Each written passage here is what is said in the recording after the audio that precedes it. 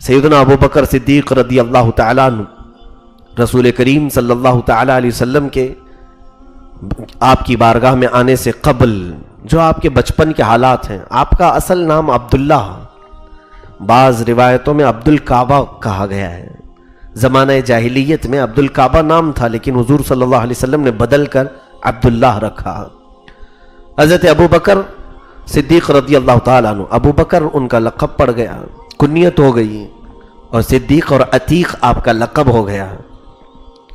حضرت ابو بکر خود فرماتے ہیں کہ بچپن سے میری حالت ایسی تھی کہ کبھی میں نے کسی بت کے سامنے سجدہ نہیں کیا۔ وہ کفر اور شرک کے زمانے میں تھے جہاں ہر طرف بت پرستی تھی۔ خود ان کے گھر میں ایک کمرہ تھا جہاں بتوں کو رکھا گیا تھا۔ حضرت ابو بکر فرماتے ہیں میرے باپ ابو قحافہ، جن کا نام عثمان ہے، حضرت ابو بکر کے والد ابو قحافہ ایک دن ان کی گردن پکڑ کر کے لے آئے، کہا چل ان معبودوں کے سامنے تو کھڑا ہو جا جو ہماری حفاظت کرتے ہیں اور ہماری دیکھ بھال کرتے ہیں، اور یہ کہہ کر کے مجھے کمرے میں چھوڑ دیا اور دروازہ بند کر کے چلے گئے کہ جتنی دیر کھڑا رہے گا عبادت کرے گا۔ حضرت ابو بکر کہتے ہیں میں چھوٹا تھا، میں ایک بت کے سامنے آیا اور کہا کہ مجھے بھوک لگ رہی ہے، کچھ کھانا کھلا دو۔ بہت دیر تک اس نے کچھ جواب نہیں دیا۔ پھر کہتے ہیں میں نے کپڑے اتارے اور کہا میں بے کپڑے کا ہوں، مجھے تھوڑا کپڑے پہنا دو۔ کون حرکت کرے گا؟ کیا بتوں میں بھی کوئی حرکت ہوتی ہے؟ تو حضرت ابو بکر صدیق کہتے ہیں میں نے اٹھا کر کے دے مارا تو وہ گر گیا۔ پھر میں کہا کہ میں مارا ہوں، اٹھ کر بیٹھ تو جاؤ۔ صدیق اکبر اللہ تعالیٰ عنہ اپنے حالات یہ بیان کرتے ہیں، پھر میں دروازہ کھول کر آیا۔ اس کے بعد سے بچپن سے مجھے اس طرح کی چیزوں سے نفرت تھی۔ یہ دیکھیں یہ من جانب اللہ ہوتی ہے، اللہ کی طرف سے جو قلبی ہدایت ملتی ہے۔ بعض ایسے لوگ ہوتے ہیں جن کو خرافات سے کوئی لین دین نہیں ہوتا، ایسے آج ہمارے زمانے میں بھی بہت سارے پڑھے لکھے لوگ ہیں جو جاہلوں کی حرکتوں سے نفرت کرتے ہیں۔ میں سمجھتا ہوں انہیں دعوت اسلام دینے کی ضرورت ہے کہ وہ اگر اسلام کی سچائیوں کو دیکھیں گے تو یقیناً وہ اسلام قبول کریں گے۔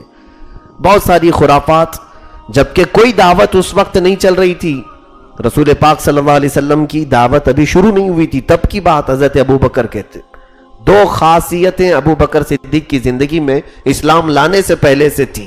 ایک، آپ نے کفر نہیں کیا، یعنی شرک نہیں کیا، کسی بھی بت کے سامنے نہ ہاتھ پھیلایا نہ سجدہ کیا، اسلام لانے سے پہلے ہی۔ دوسری عادت فرماتے ہیں کہ عرب میں شراب پانی کی طرح پیا جاتا تھا، شراب نہ پینے والے کو نامرد کہتے تھے اور کنجوس کہتے تھے، الگ الگ طریقے سے تانے مارتے تھے۔ شراب اس طرح سے عام تھی۔ حضرت ابو بکر فرماتے ہیں میں نے بچپن سے ہوش آنے کے بعد سے لے کر کبھی بھی شراب کو ہاتھ نہیں لگایا۔ کون تبلیغ کیا تھا آپ کو؟ کس نے بتایا تھا؟ جبکہ اس وقت شراب کے حرام ہونے کا کوئی تصور بھی نہیں تھا لوگوں کے دماغ میں۔ فرماتے ہیں ایک بار میں گزر رہا تھا راستے سے تو ایک شرابی کو دیکھا، شراب کے نشے میں دھت پڑا ہوا ہے اور اس نے غلاظت کر لی تھی۔ وہیں پر شراب کے نشے میں اس نے غلاظت کر لی، پخانہ کیا ہے اور اپنی غلاظت میں ہاتھ ڈالتا ہے اور منہ تک لے جاتا ہے، ہاتھ ڈالتا ہے اور منہ تک لے جاتا ہے۔ حضرت ابو بکر صدیق فرماتے ہیں اسی دن میں نے کہا کہ واللہ حرم علی الخمر، کہ حرمت علی الخمر، میں نے اپنے آپ پر خمر یعنی شراب کو حرام کر لیا تھا، کہ ایسی نحوست جس آدمی کو اس کی غلاظت کا پتہ نہ ہو ویسی چیز میں کیوں کروں۔ پھر آپ سے مکہ والے کہتے تھے کہ کبھی کبھار ایک دو چٹکیاں لے لو۔ حضرت ابو بکر فرماتے ہیں کہ شراب کے متعلق ہم نے سنا ہے کہ یہ عقل پر پردہ ڈالتی ہے، اور میں نہیں جانتا کہ کوئی عقل والا شراب کو پیے گا، عقل رکھنے والا شراب کو پیے گا۔ حضرت ابو بکر کا یہ جملہ یاد رکھو کہ تمہارے پاس اگر آنکھ ہے تو آنکھ رکھنے والا اپنی آنکھ میں مٹی نہیں ڈالے گا، کیوں؟ اسے پتا ہے میری آنکھ خراب ہو سکتی ہے۔ جس کے انگلیاں موجود ہیں وہ انگلیوں پر چھری نہیں چلائے گا، کیوں؟ اسے پتا ہے کہ انگلیاں کٹ جائیں گی۔ تو فرماتے ہیں کہ عقل پر جب پردہ پڑ جاتا ہے شراب کی وجہ سے، تو پھر وہ کیسا بے عقل ہے جو اپنی اچھی خاصی عقل کو شراب کے ذریعے سے برباد کر رہا ہے. آج تو دنیا میں فیشن ہے, شراب کو ایسا عروج دیا گیا ہے, بڑے بڑے امیروں کی یہ شان سمجھی جاتی ہے, جب تک ان کے گھروں میں اب تو حال یہ ہے کہ بیوی بچوں کے ساتھ پیا جا رہا ہے. اور مسلمانوں یاد رکھنا, تمہارے لیے جب اللہ اور اس کے رسول صلی اللہ علیہ وسلم نے حرام قرار دیا ہے تو اس میں کوئی نفع نہیں ہو سکتا, کوئی فائدہ نہیں ہو سکتا. شراب کو بھول سے بھی ہاتھ نہ لگائیں, ورنہ قیامت کے دن کے متعلق حدیثوں میں ملتا ہے کہ جہنمیوں کا یا مجرمین کا جو قیامت کے دن سڑے ہوں گے, گلے ہوں گے, ان کا پیپ نکال کر کے شرابیوں کو پلایا جائے گا کہ یہ شراب پیتے تھے, دنیا میں مزے لیتے تھے, اب آج یہاں یہ پیو. اور وہ بھی ایک روایت میں ہے کہ مائے حمیم بھی انہیں دیا جائے گا, کفار و مشرکین کو بھی اور شراب پینے والوں کو بھی. مائے حمیم وہ ہے کہ تم اگر اس کھولتے ہوئے گرم پانی کو صرف منہ کے قریب کرو گے تو اس کی بھاپ سے ہونٹ نیچے کا لٹک کر زمین تک چلا جائے گا. اتنا کھولتا ہوا گرم پانی انہیں دیا جائے گا پینے کے لیے. اس نحوست سے بہت دور رہو, بہت دور رہو. بلکہ رسول پاک صلی اللہ علیہ وسلم نے شراب سے متعلق جتنے لوگ ہیں سب پر لعنت فرمائی. شراب کے لیے انگور نچوڑنے والا اس پر بھی لعنت ہے, شراب اٹھا کر کے لانے والا اس پر بھی لعنت ہے, شراب بیچنے والا اس پر بھی لعنت ہے, شراب کی خرید و فروخت کسی کتاب میں لکھنے والا اس پر بھی لعنت ہے. شراب خریدنے والا, بیچنے والا, پینے والا سب اس گناہ میں مبتلا ہیں. 10 قسم کے لوگ جو شراب سے متعلق ہیں, ریلیٹڈ ہیں, ان سب پر اللہ اور اس کے رسول کی لعنت آئی ہے. یہ مسلمانوں کا شیوا ہو ہی نہیں سکتا, یہ مسلمانوں کا طور طریقے ہو ہی نہیں سکتے. صدیق اکبر رضی اللہ تعالیٰ عنہ فرماتے ہیں اسلام لانے سے پہلے بھی کبھی بھی میں نے شراب کو ہاتھ نہیں لگایا. 2 خاصیتیں آپ کی تھیں. یہاں سے ایک بات پتہ چلتی ہے, کسی نے سوال کیا تھا مجھ سے کہ کچھ ایسے لوگ جن تک کوئی نبی پہنچے نہ ہو, جن تک کوئی عالم پہنچے نہ ہو, ایسا کوئی گاؤں, ایسا کوئی شہر ہو اور وہ اسلام نہیں لائے اور وہ اللہ اور اس کے رسول کو نہیں پہچانے, تو ان کے ساتھ کیا معاملہ ہوگا. پہلی بات تو یہ ہے کہ اللہ نے ایسا کوئی خطہ اور ایسی کوئی جگہ رکھی نہیں جہاں حق کی دعوت پہنچی نہ ہو. کوئی ایسی جگہ رہی نہیں. اگر کسی کا ایسا حال ہے بھی کہ کوئی وہاں پر سچائی کی دعوت لے کر گیا نہیں, تو ایک بات یاد رکھیں, کوئی بھی اگر مبلغ نہیں آیا, عالم نہیں آیا, کوئی نہ بھی آیا ہو, تو اس خطے کے لوگوں کے دلوں میں اللہ ہدایت ضرور رکھتا ہے, انہیں خیر اور شر کی پہچان ضرور دیتا ہے. اب مجھے بتاؤ, 550 سال سے کوئی نبی مکہ میں نہیں آئے تھے. مکہ کیا پوری دنیا میں کوئی نبی نہیں آئے تھے. 550 سال کا عرصہ معمولی ہوتا ہے. 550 سال کی اتنی بڑی مدت گزر گئی, کوئی نبی نہیں آئے تھے دنیا میں.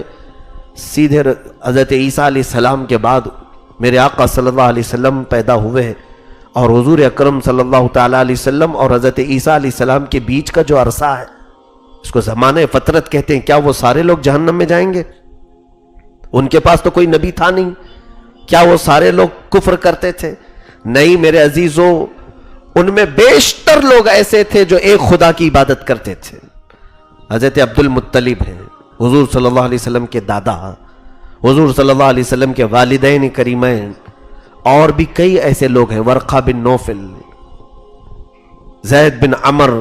یہ وہ لوگ ہیں جو حضور صلی اللہ علیہ وسلم کی بعثت سے پہلے تھے, لیکن انہوں نے کبھی شرک نہیں کیا, کبھی کفر نہیں کیا, اور پھر وہ ایک خدا کی عبادت کرتے تھے. یہ اور بات ہے کہ رسول کوئی نہیں تھے.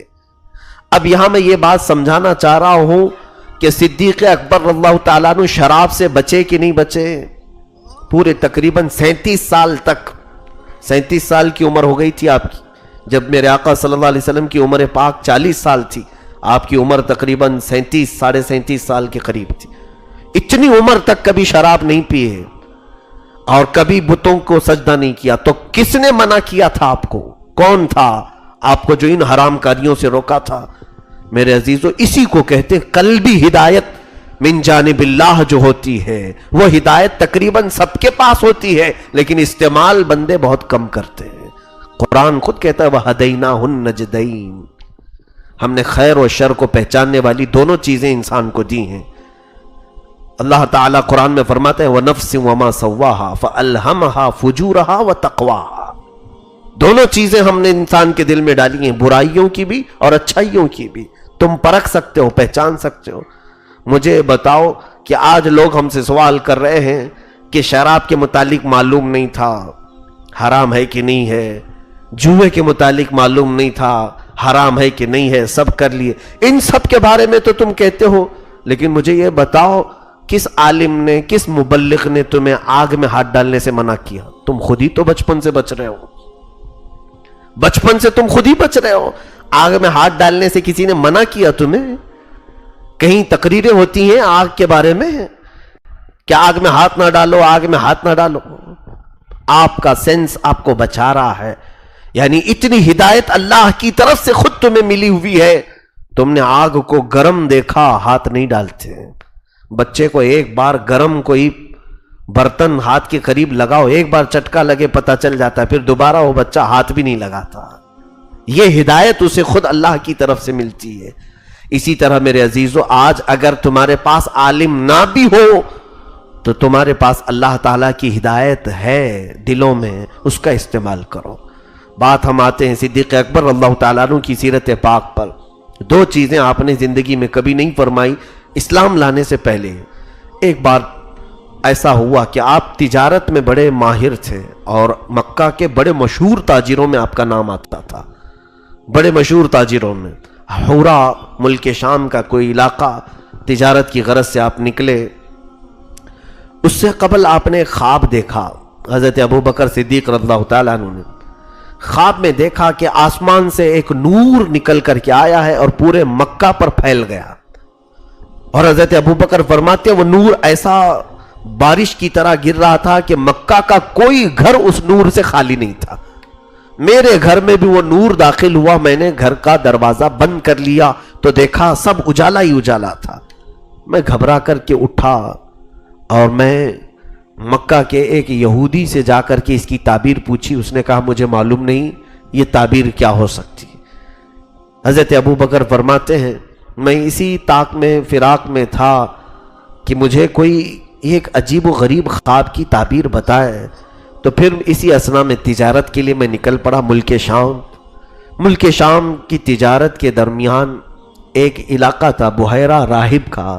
راہب عیسائیوں کا جو بڑا عالم ہوتا ہے، جس کو پاپ کہتے ہیں، وہ کتاب کا علم رکھنے والا عالم، اس کے پاس آپ ٹھہرے اور جا کر کے اس سے اپنے خواب کی تعبیر پوچھی کہ میں نے ایک ایسا خواب دیکھا ہے کہ رات میں ایک اجالا نکل کر مکہ پر پھیل گیا، میرے گھر میں بھی آیا۔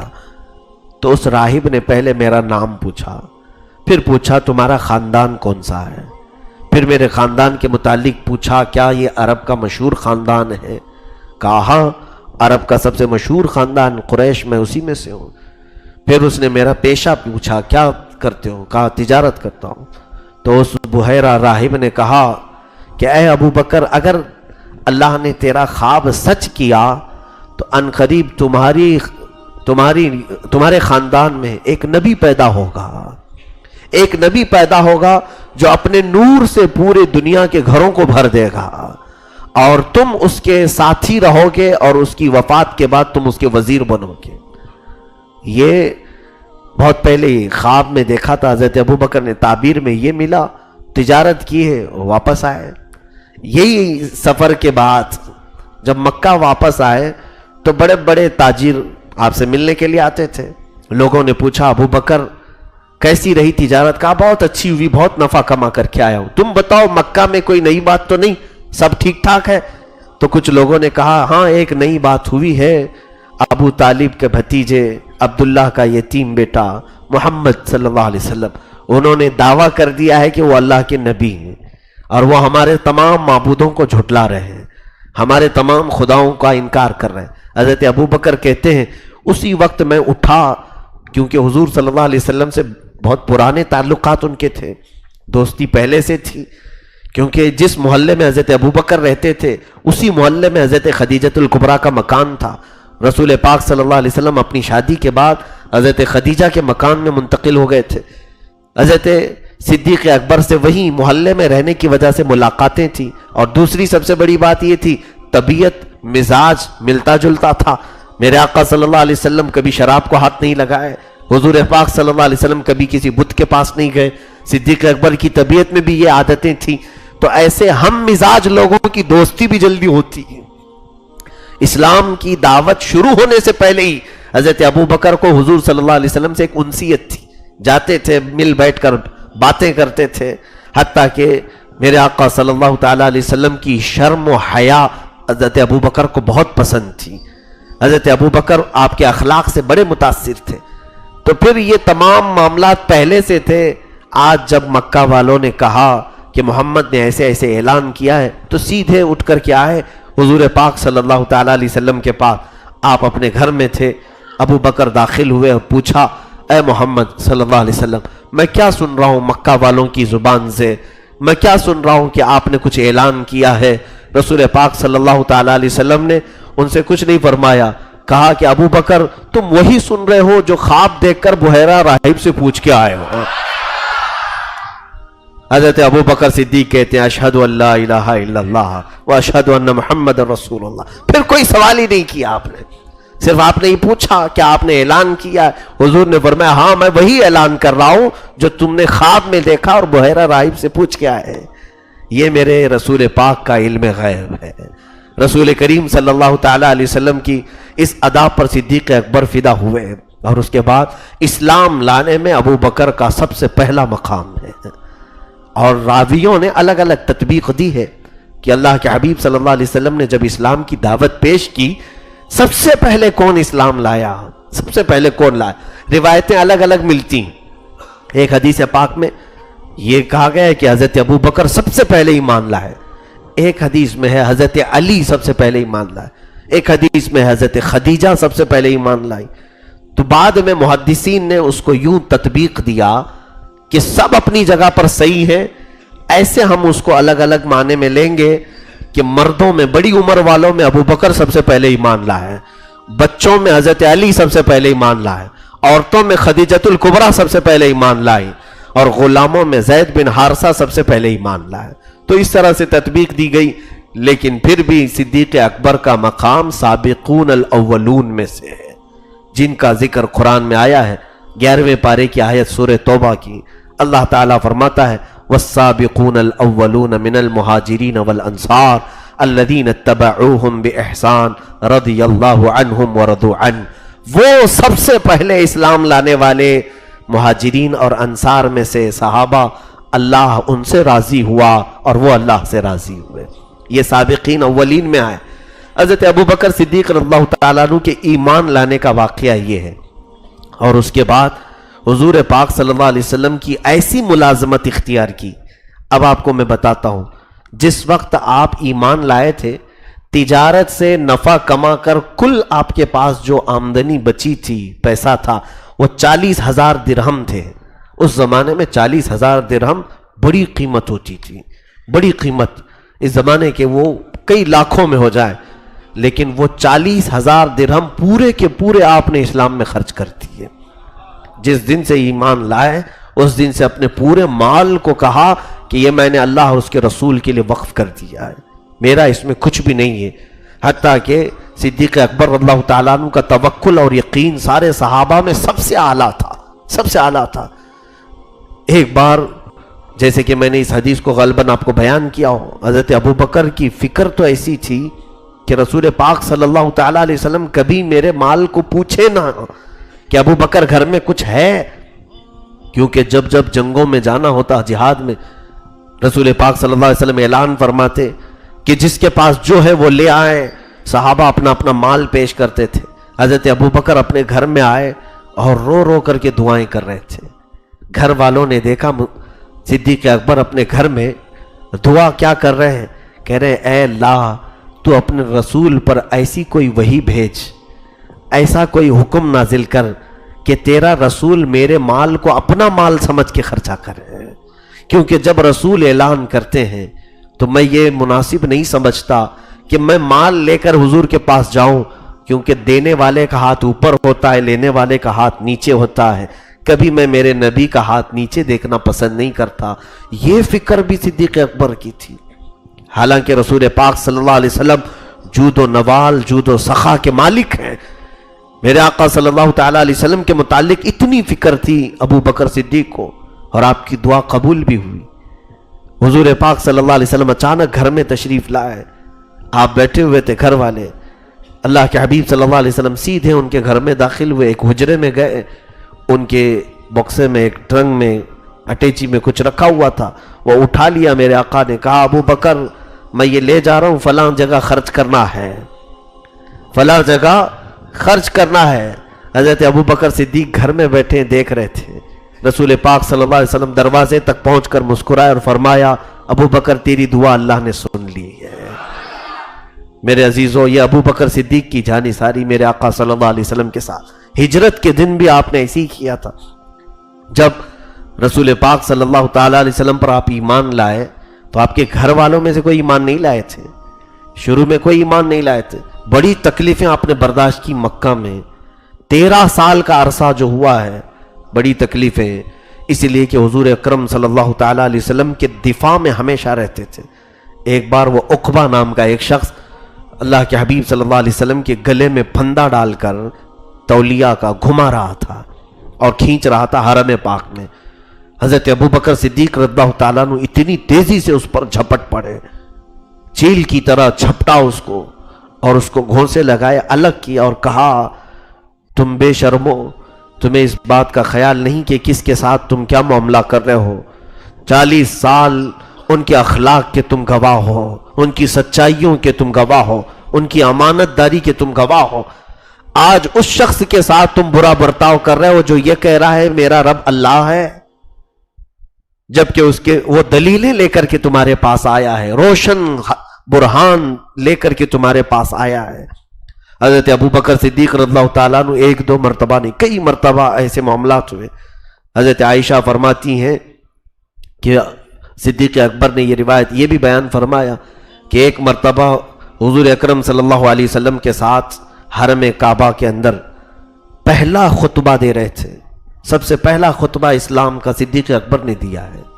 خطبہ مکمل نہیں کرنے پائے تھے کہ جو مکہ میں وہاں کفار و مشرکین بیٹھے تھے مشتعل ہو گئے، بھڑک گئے اور ان کو کھینچا، بہت زد و کوب کیا، مارا، یہاں تک کہ اتنا منہ سوج گیا تھا کہ ان کی ناک اور آنکھ بھی نظر نہیں آتی تھی منہ کے سوجن کی وجہ سے۔ آپ کا قبیلہ بنو تمیم، بنو تیم، تو انہوں نے اٹھا کر کے صدیق اکبر کو اپنے گھر پہنچایا، اور یہاں تک کہ آپ کے ہوش میں آنے کا آپ کا پورا خاندان انتظار کر رہا تھا۔ حضرت ابو بکر صدیق پر پورے دن، پوری شام، رات گزر گئی۔ ان کی والدہ ام الخیر کھڑی رہی، لوگوں نے کہا کہ انہیں کچھ دودھ پلاؤ، پانی پلاؤ۔ رات کا آدھا پہر گزر چکا تھا جب آپ نے آنکھیں کھولی۔ ام الخیر کہتی ہے میں دودھ لے کر پہنچی تو صدیق اکبر نے سب سے پہلے پوچھا رسول اللہ کا کیا حال ہے؟ ام الخیر کہتی ہیں میں نے کہا ابو بکر یہ ساری جو تیری حالت بنی ہے اسی کی وجہ سے تو بنی، محمد کی وجہ سے، چھوڑ دے اس کا ذکر، عرب والے، مکہ والے تیری بڑی عزت کرتے ہیں۔ حضرت ابو بکر فیصلوں میں بیٹھا کرتے تھے، مکہ والوں خون بہا، دیت وغیرہ کے معاملات میں آپ فیصلہ کرتے تھے۔ ان کی ماں نے کہا کہ تو چھوڑ دے محمد کو، اسی کی وجہ سے مکہ والوں نے تجھے آج اتنا مارا ہے۔ حضرت ابو بکر صدیق نے جو الفاظ کہتے ہیں اپنی ماں سے کہ میری ماں تجھے خبر نہیں کہ اس میں جو حلاوت اور شیرینی ہے ان کو چھوڑنے میں کوئی مٹھاس نہیں ہے۔ تو ضد پر تھے کہ میں جب تک حالات معلوم نہیں کروں گا میں دودھ بھی نہیں پیوں گا، پانی بھی نہیں۔ پوچھا کہ میں کیسے معلوم کروں کہ محمد کہاں ہیں، حضور پاک صلی اللہ علیہ وسلم کہاں ہیں؟ صدیق اکبر نے اپنی ماں سے کہا جاؤ ام جمیل کے پاس، جو عمر فاروق کی بہن تھی، وہ اسلام لائی ہوئی تھی پہلے، کہا ام جمیل کے پاس جاؤ، وہ تجھے بتا دے گی کہ رسول کہاں ہیں۔ ام الخیر آئی ام جمیل کے پاس، کہا کہ محمد کہاں ہیں؟ ام جمیل نے کہا تجھے کیا ضرورت پڑ گئی محمد کی؟ وہ پہچانتی تھی ابو بکر کی ماں ہے اور ایمان لائی ہوئی نہیں ہے۔ تو ام الخیر رونے لگی، اے ام جمیل بتا دے میرا بیٹا मौत के करीब आ चुका है और वो कुछ खाता पीता नहीं, कहता है जब तक वो अपने नबी को नहीं देख लेगा कुछ नहीं हलक से उतारेगा। उम्मे जमील कहती है मैं खुद आकर के देखूंगी। वो आई, जब सिद्दीक़ अकबर की यह हालत देखी तो चीख पड़ी, कहा अबू बकर, अल्लाह ने जो तुझे ये दिया है, ये जो मसाइब या मशक्क़तें जो तुझे रसूल पाक के दिफा के रास्ते में मिली हैं, यकीनन हर मुसीबत का अजर अल्लाह के नज़दीक बहुत बड़ा है। दोनों औरतें कंधे से सहारा देकर के इनको उठाती हैं। उम्मे जमील कहती है मैं जानती हूँ इस वक्त रसूलुल्लाह कहाँ हैं। वो ज़ैद बिन अरक़म के घर पर थे। ये दोनों औरतें रात के वक्त, रात का कितना पहर गुजर चुका था, जब ज़ैद बिन अरक़म के घर जाते हैं, घर के अंदर रोशनी थी। अल्लाह के हबीब सल्लल्लाहु अलैहि वसल्लम सोए हुए नहीं थे, बेदार बैठे हुए थे। ऐसा लगता था कि अपने आशिक सादिक के इंतजार में बैठे हो। सिद्दीक़ अकबर को जैसे ही दोनों औरतों ने सहारा दे करके मेरे आका तक पहुंचाया, हुजूर अकरम सल्लल्लाहु अलैहि वसल्लम पर रिक्कत तारी हो गई।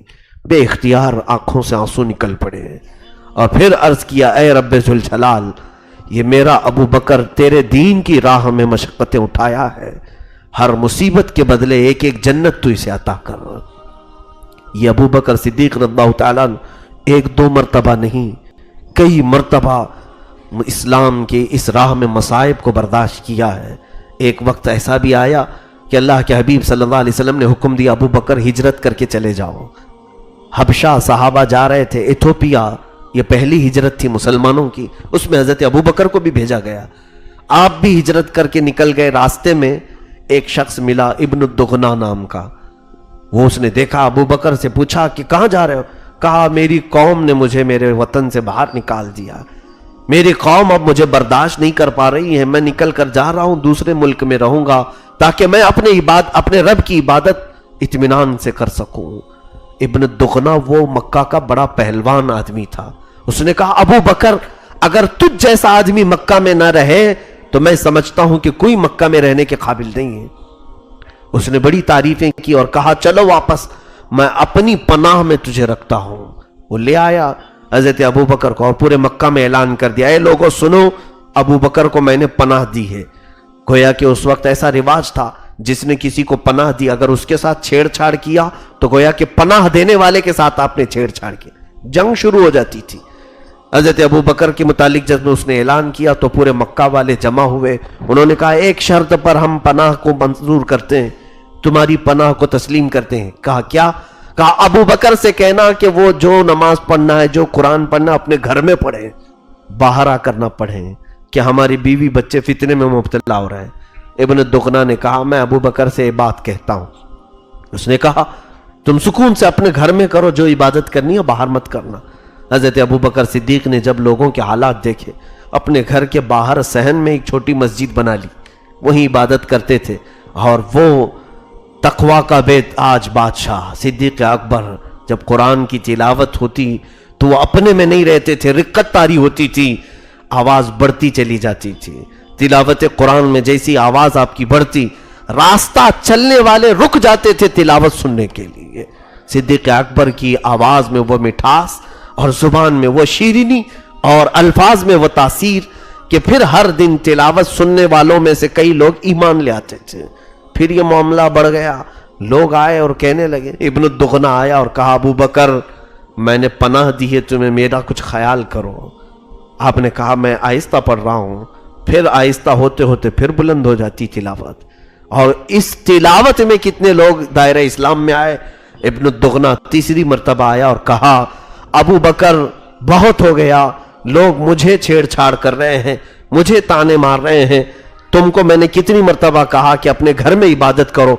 सिद्दीक अकबर खड़े हुए और कहा इब्न दुगना तू अपनी पनाह वापस ले ले, मुझे मेरे अल्लाह की पनाह काफी है, मैं अपने रब की पनाह में हूं। उसने अपनी पनाह वापस ली, वो बरी जिम्मा हो गया। हजरत अबू बकर सिद्दीक रज़ियल्लाहु ताला अन्हु हिजरत तक इन मसाइब का सामना करते रहे। रसूल पाक सल्लल्लाहु ताला अलैहि वसल्लम का पूरे लोगों ने मिलकर के बाइकाट किया था 2 साल तक। 2 साल तक सोशल बाइकाट, ऐसा बाइकाट था कि आपके घर तक कोई खाना पानी भी ना पहुंचने पाए, कोई उनके घर वालों से तिजारत नहीं कर सकता, کوئی سلام مصافہ نہ کرے، کوئی رشتہ داری نہ کرے، کوئی دعوتوں میں نہ جائے نہ بلائے. ٹوٹلی بائیکاٹ کیا گیا تھا رسول کریم صلی اللہ علیہ وسلم کے گھر والوں کا. 2 سال اللہ کے حبیب صلی اللہ علیہ وسلم شیب ابی طالب میں گزارے، وہ گھاٹیاں پہاڑوں میں رہ کر کے گزارے، جہاں پر کتنے تو دن ایسے آئے میرے آقا صلی اللہ علیہ وسلم کی زندگی پاک پر کہ آپ پتے کھایا کرتے تھے، درختوں کے پتے، اور چمڑوں کو پانی میں ابال کر کے کھانا پڑتا. حضرت ابو بکر صدیق کو لوگ کہتے، ابو بکر تمہارے ساتھ یہ معاملہ نہیں ہوگا، تم بڑے تاجر آدمی ہو، مکہ کے ایک ماہر تاجر ہو، بزنس مین، لوگوں ان کی عزت کرتے ہیں، پیسے والوں کی. حضرت ابو بکر سے لوگ کہتے تم اپنی مرضی کے مالک ہو، لیکن اللہ اکبر، صدیق اکبر رضی اللہ تعالیٰ عنہ ان 2 سالوں میں، اگرچہ ان کا بائیکاٹ نہیں ہوا تھا، 2 سالوں میں کبھی بھی آپ نے کھانے کو ہاتھ نہیں لگایا. اللہ کا حبیب نہیں کھا رہا ہے تو میں کیسے کھاؤں؟ رسول کریم صلی اللہ تعالیٰ علیہ وسلم کے گھر پر کھانا نہیں پہنچتا تو میرے گھر میں کھانا کیسے آئے؟ یہ صدیق اکبر رضی اللہ تعالیٰ عنہ کی وہ وفاداری. ہجرت کا جو موقع آیا، رسول کریم صلی اللہ تعالیٰ علیہ وسلم سیدھے اپنے گھر سے حضرت ابو بکر کے گھر گئے اور ان سے کہا کہ چلو اللہ کا حکم آیا ہے، ہم مدینے کی طرف روانہ ہو جائیں. حضرت ابو بکر نے رات ہی میں اونٹنی سوار کی، تیار کی، اور پھر ان کے والد ابو قحافہ وہ نابینا ہو چکے تھے، آنکھیں جا چکی تھیں، ایمان نہیں لائے تھے. وہ کہتے تھے یہ سب بچوں کا کھیل ہے جو اسلام ابھی چل رہا ہے، چند دنوں کے بعد سب چلے جائیں گے، ختم ہو جائیں گے. ابو بکر صدیق کے والد تو ان سے چھپ کر کے انہیں نکلنا تھا. گھر میں جتنا مال تھا سب حضرت ابو بکر نے لے لیا. اور حیرت کی بات یہ ہے کہ صدیق اکبر رضی اللہ تعالیٰ عنہ کے گھر کے اندر وہ نرمی تھی کہ آپ کے بیٹے عبداللہ اور آپ کی بیٹی حضرت اسما یہ دونوں ایمان لائے ہوئے تھے. حضرت ابو بکر صدیق نے حضرت اسما کو کہا کہ تم روزانہ کھانا پہنچا دیا کرنا، ہم 3 دن تک غار ثور میں رہیں گے، یعنی ثور کی چوٹی، وہاں پر ہم لوگ قیام کریں گے. حضرت عبداللہ سے کہا کہ تم دن بھر دیکھنا مکہ والے ہمارے بارے میں کیا بات کرتے ہیں، رات میں آ کر ہم کو غار میں سنا دینا. اور اپنے ایک غلام کو بھی اس بات پر لگایا تھا کہ تم بکریاں چراتے ہوئے رات کو اس پہاڑ تک لے آنا، ہم دودھ دوہ کر کے اس کا استعمال کر لیں گے. یہ ساری تیاریاں ایک رات میں حضرت ابو بکر نے کی.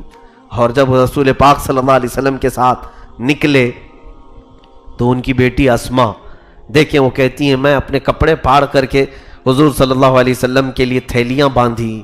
رات کو یہ دونوں صاحب نکلے ہیں اور ابو قحافہ کو پتہ چل گیا، ابو بکر صدیق کے والد کو، کہ یہ میرا بیٹا چلا گیا ہے. جیسے ہی ان کو پتہ چلا اٹھ کر کے آئے، کہا کہ اسما کہاں؟ سنا ہے ابو بکر چلا گیا اور ضرور وہ محمد کے ساتھ گیا ہوگا، اور یہ بھی ضرور ہے کہ پورا مال لے کے گیا ہوگا.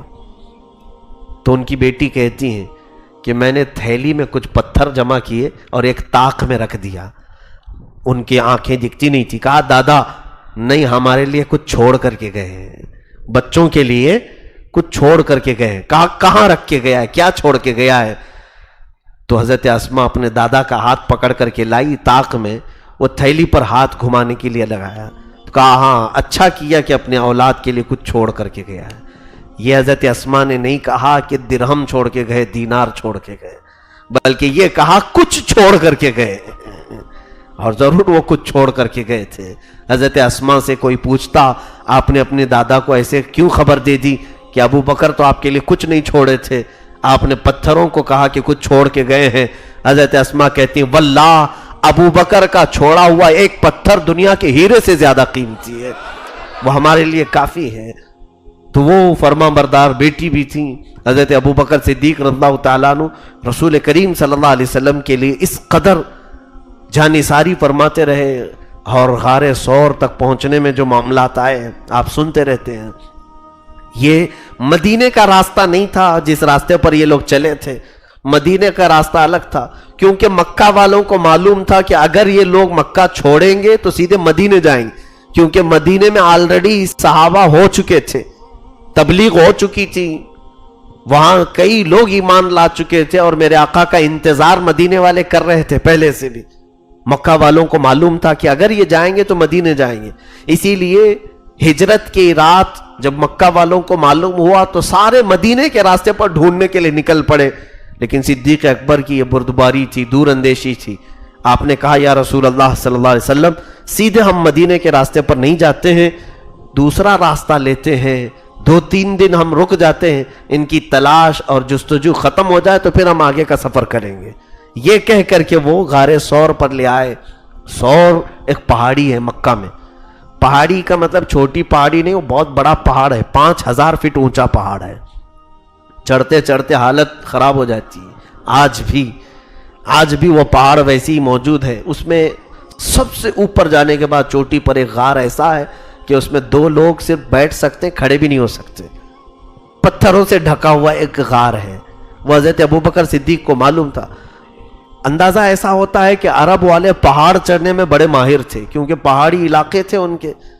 کیونکہ آج بھی جغرافیہ کے اعتبار سے دیکھا جائے تو آج کی رپورٹ میں بھی یہ بتایا جاتا ہے کہ سعودی عرب میں ہی تقریباً آج بھی 20 لاکھ پہاڑ ہیں۔ بہت پہاڑیوں کا یہ علاقہ ہے۔ تو وہ سفر بھی پہاڑ چڑھ کر کے کیا کرتے تھے۔ حضرت ابوبکر صدیق رسول پاک صلی اللہ علیہ وسلم کو لے کر پہاڑ چڑھنے لگے۔ میرے آقا صلی اللہ علیہ وسلم کو تھکن کا احساس ہوا تو صدیق اکبر نے اپنے کندھے پیش کیے، کہا یا رسول اللہ صلی اللہ علیہ وسلم، آپ میرے کندھوں پر سوار ہو جائیں اور میں لے کر کے چلتا ہوں۔ اندازہ کریں اس وقت میرے آقا صلی اللہ علیہ وسلم کی عمر پاک 53 سال کی ہے اور ابو بکر کی عمر 50 سال کی ہے۔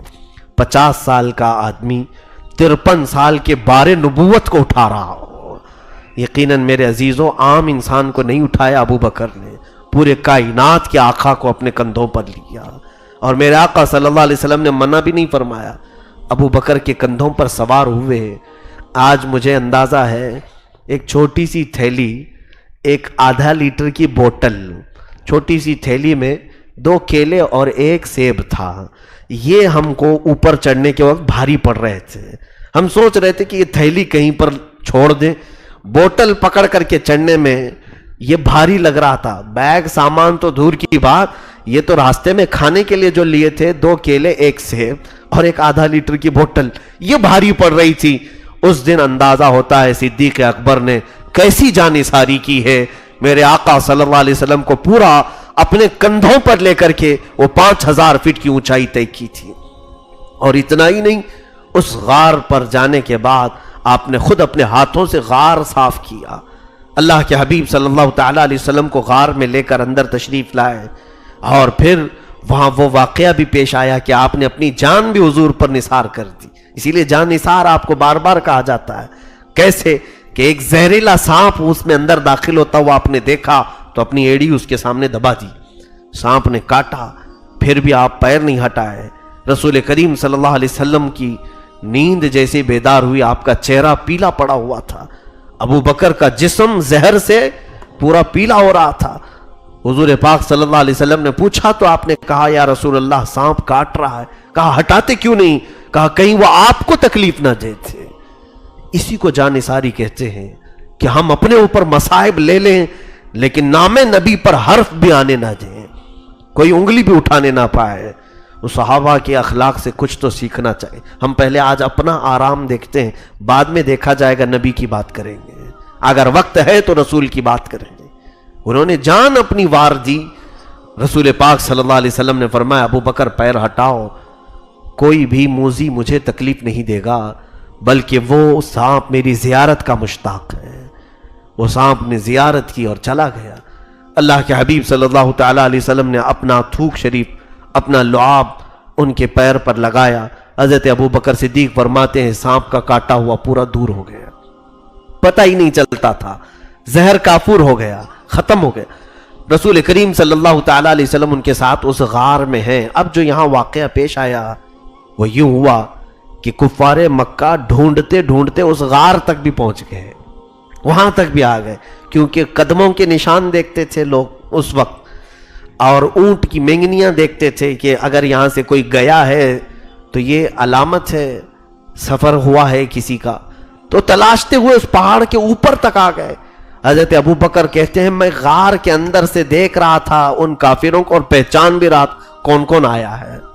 اب خوف ہونے لگا، ڈر ہونے لگا۔ میں نے کہا یا رسول اللہ صلی اللہ علیہ وسلم، اگر وہ تھوڑا سا نیچے جھانک لیں تو ہم انہیں نظر آ جائیں گے، اور اب ہم دیکھ لیے جائیں، اگر پکڑ لیے جائیں تو ہمارے ساتھ یہ سارے لوگ مل کر بڑا برا سلوک کریں گے، ہم دو ہی ہیں یہاں پر۔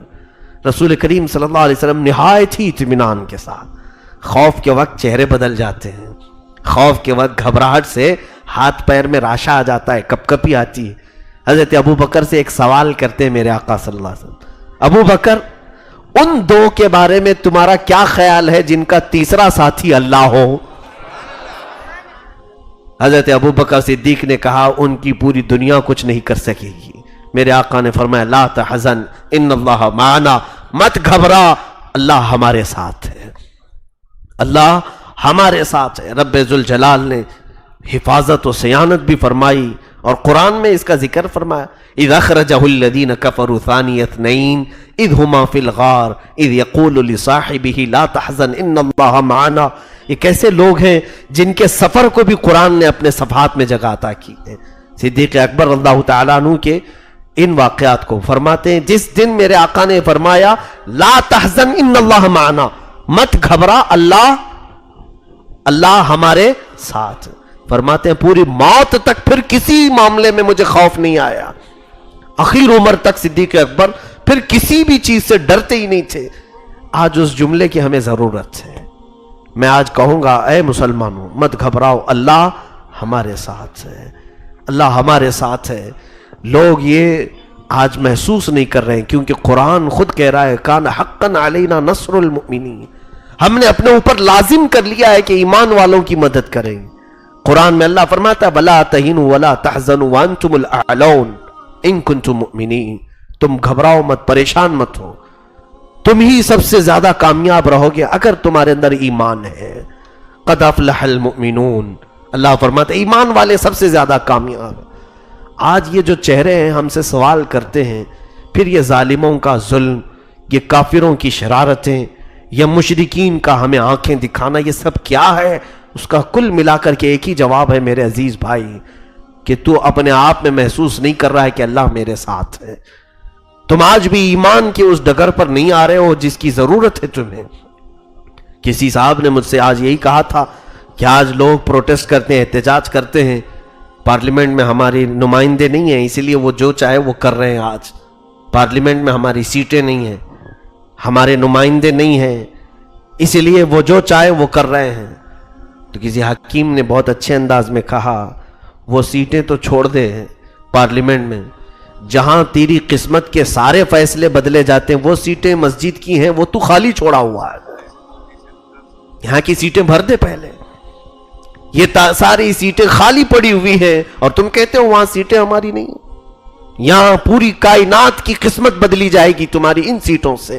مجھے بتاؤ پورے اسلام کو پھیلانے میں جو اہم کردار ہے، دنیا کی سب سے پہلی پارلیمنٹ مدینے میں کہاں بنی؟ وہ مسجد نبوی ہے، وہ کھجور کے پتوں سے بنی ہوئی مسجد، دیوار مٹی کی تھی اور کھجور کے پھڑ ڈالے ہوئے چھت تھے اور زمین کنکریوں کی تھی، سجدہ کرنے کے بعد پیشانی میں کنکریاں لگتی تھیں، اور اس چھوٹی سی مسجد سے صحابہ نے پوری دنیا میں قیصر و کسریٰ کو بھی گھٹنے ٹیکنے پہ مجبور کر دیا۔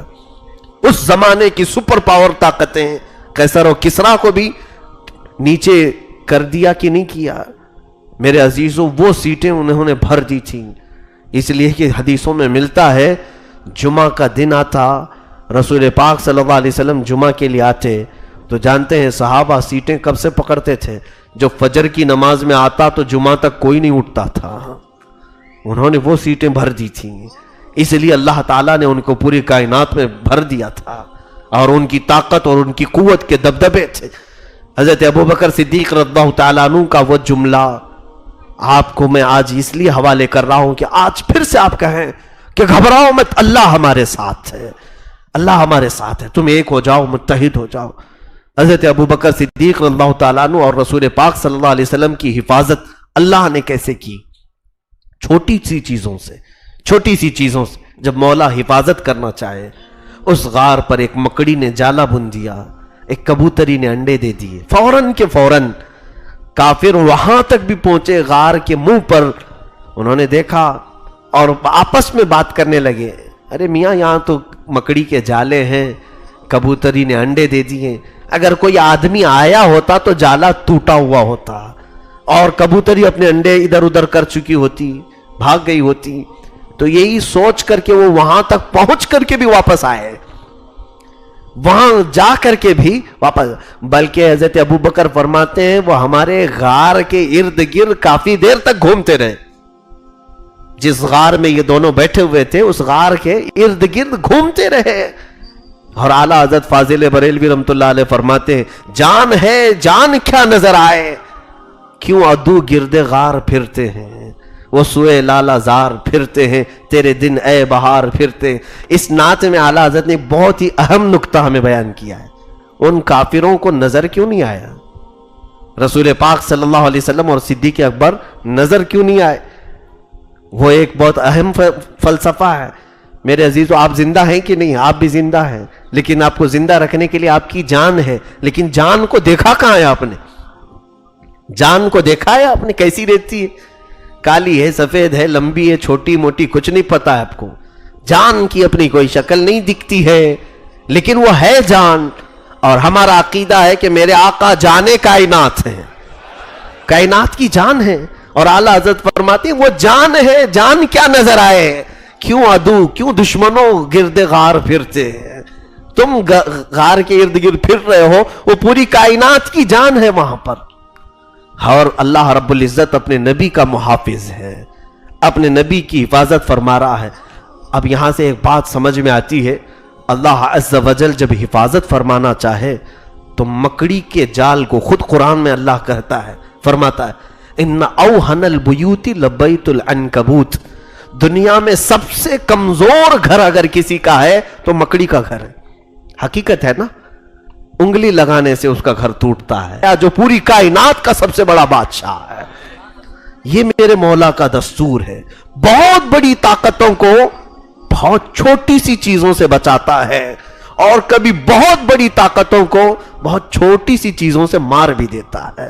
نمرود جیسے بڑے بادشاہ کو مچھر سے مار دیا، فرعون جیسے بہت بڑے غرور و تکبر میں مبتلا رہنے والے بادشاہ کو پانی سے ہلاک کر دیا، شداد کو ایک ٹھوکر سے مار دیا، ابو جہل کو کسان کے جو چھوٹے دو بچوں سے ختم کر دیا، صحابہ تھے وہ۔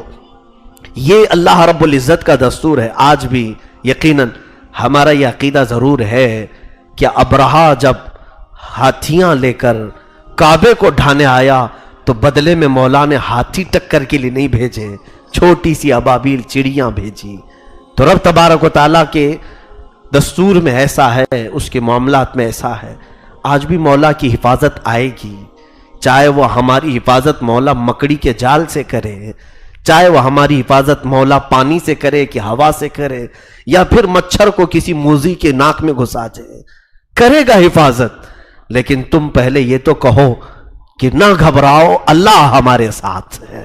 اور جو مسلمان یہ کہے گا اللہ میرے ساتھ ہے تو پھر وہ گناہوں سے بھی بیزار ہوگا، کہ جس کا یہ عقیدہ ہے کہ میرے سونے میں میرا مولا مجھے دیکھ رہا ہے، میرے چلنے میں مجھے میرا مولا دیکھ رہا ہے، تو کیا دیکھتے وقت، اللہ کے دیکھتے وقت تم ننگا ہونا پسند کرو گے، بے حیا ہونا پسند کرو گے؟ آج تو حال یہ، میں آپ کو دیکھ رہا ہوں تو پیر نہیں پھیلا رہے ہو، آپ مسجد میں سو کر کے لیٹ کر کے کیوں نہیں سن رہے؟ آپ ادب کی تمیز کے دائرے میں بیٹھے ہوئے کیوں؟ یہ دنیا دیکھ رہی ہے، مولانا دیکھ رہے ہوں گے، خطیب دیکھ رہا ہے، ان کا دیکھنا تمہیں پورا ایکٹیو کیا ہوا ہے، اگرچہ نیند آ رہی ہے سنبھل کر کے بیٹھے ہوئے ہیں۔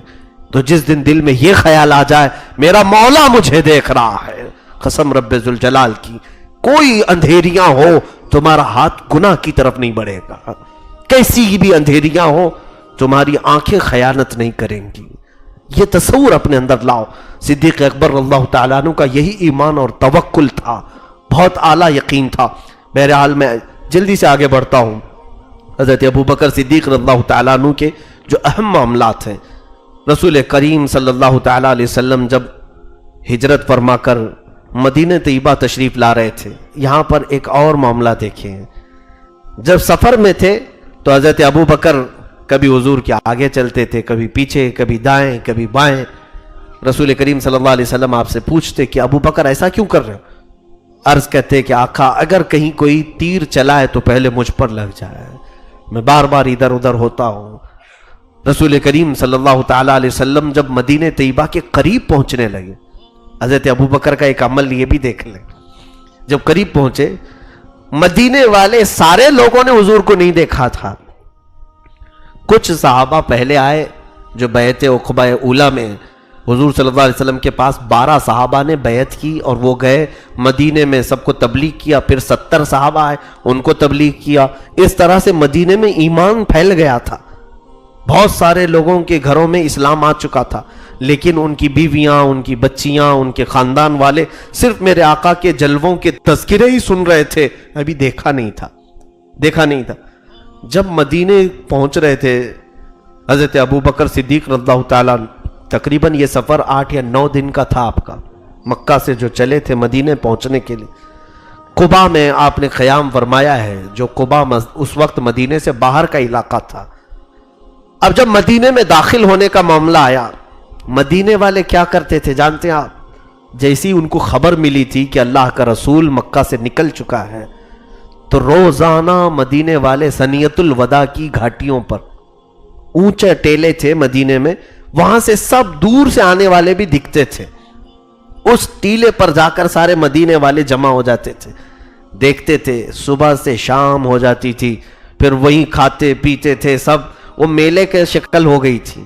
روز جاتے تھے حضور کا انتظار کرتے، پھر گھروں پہ واپس آ جاتے۔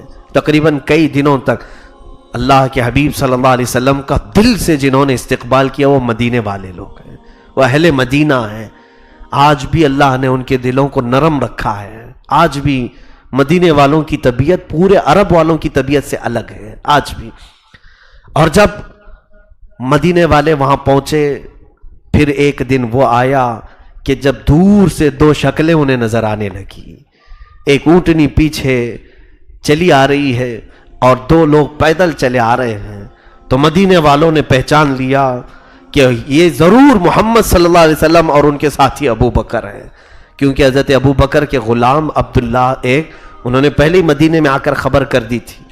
اب دور سے جب 2 نظر آنے لگے، ان کا جوش، ان کا ولولہ ایسا تھا مدینے والوں کا، سارے کے سارے چوٹی پر چڑھ گئے اور بچیاں دف زور زور سے بجانا شروع کرتی ہیں، طلع البدر علینا من ثنیات الوداع وجب الشکر علینا ما دعا للہ داعی۔ ان بچیوں کی زبان سے کیا نکل رہا تھا جانتے آپ؟ وہ یہ کہتی تھی، اے لوگو، 14ویں کا چاند ہم پر طلوع ہو گیا ہے، سنیت الوداع کی گھاٹیوں سے 14ویں کا چاند ہم پر طلوع ہو گیا ہے، ہم پر تو اب شکر لازم ہو گیا کہ اللہ کی طرف بلانے والا ہمارے پاس آیا ہے۔ پوری کائنات کو چھوڑ کر میرا آقا رسول کریم صلی اللہ علیہ وسلم اگر کسی بستی میں جانا پسند کیے تو مدینہ تھی، مدینے کی طرف رخ کیا۔ مکہ کے علاوہ اور بھی تو شہر تھے، کہیں اور جاتے میرے آقا، مدینے کو پسند کیا۔ جب دور سے وہ دونوں دکھنے لگے، ادھر جوش، ولولہ، دف کی آوازیں آنے لگی، اس جانثار صحابی صدیق اکبر نے کیا کیا؟ اللہ اکبر! روایتیں بتاتی ہیں حضرت ابو بکر نے فوراً اپنا جبہ اتار دیا، اور جبہ اتار کے ساتھ میں کچھ تھا نہیں، اور رسول کریم صلی اللہ علیہ وسلم پر ایسے سایہ کرنے لگے، جیسے جھنڈا ہلاتے ہیں، حضور پر ایسے جبہ پکڑ کر کے سایہ کرنے لگے اور چلنے لگے۔ اللہ کے حبیب صلی اللہ علیہ وسلم نے پوچھا، اتنا لمبا سفر ہو گیا، مکہ سے چل کر مدینے، کڑی دھوپ میں بھی سفر ہوا، کہیں تم نے یہ جبہ سایہ نہیں کیا؟ یا مدینہ قریب آ رہا ہے، تم جبہ اٹھا کر سایہ کر رہے ہو؟ عرض کیا کرتے، سوچ تو دیکھو۔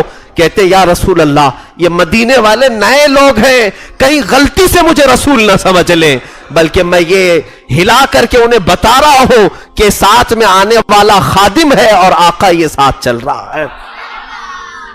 آپ نے صدیق اکبر نے لوگوں کے ذہن میں گمان میں بھی نہ آ جائے کہ کوئی، کیونکہ اللہ کے حبیب صلی اللہ علیہ وسلم نہایت سادگی میں چلتے تھے، نہایت سادگی میں تھے۔ حضرت ابو بکر صدیق احترام کے لیے چیزیں بتاتے، اسی لیے بعض صوفیاء کرام نے فرمایا اللہ اور اس کے رسول سے ریلیٹڈ جو چیزیں ہیں ان کی عظمت کا احساس کرنے کے لیے غلاف ڈالو، کبھی چادر ڈال لو، کیونکہ عام نہ لگے۔ 100 قبریں ہیں، ایک اللہ کا ولی اس میں سویا ہے. چادر اسی لیے ڈالتے ہیں کہ پتہ چلے سب قبروں کی طرح نہیں، یہ اور قبر ہے، یہ اللہ والا ہے. یہ صدیق اکبر کے عمل سے ہمیں نظر آتا ہے. مسجدوں کو مینار کیوں لگاتے ہیں، گنبد کیوں بنا رہے ہیں؟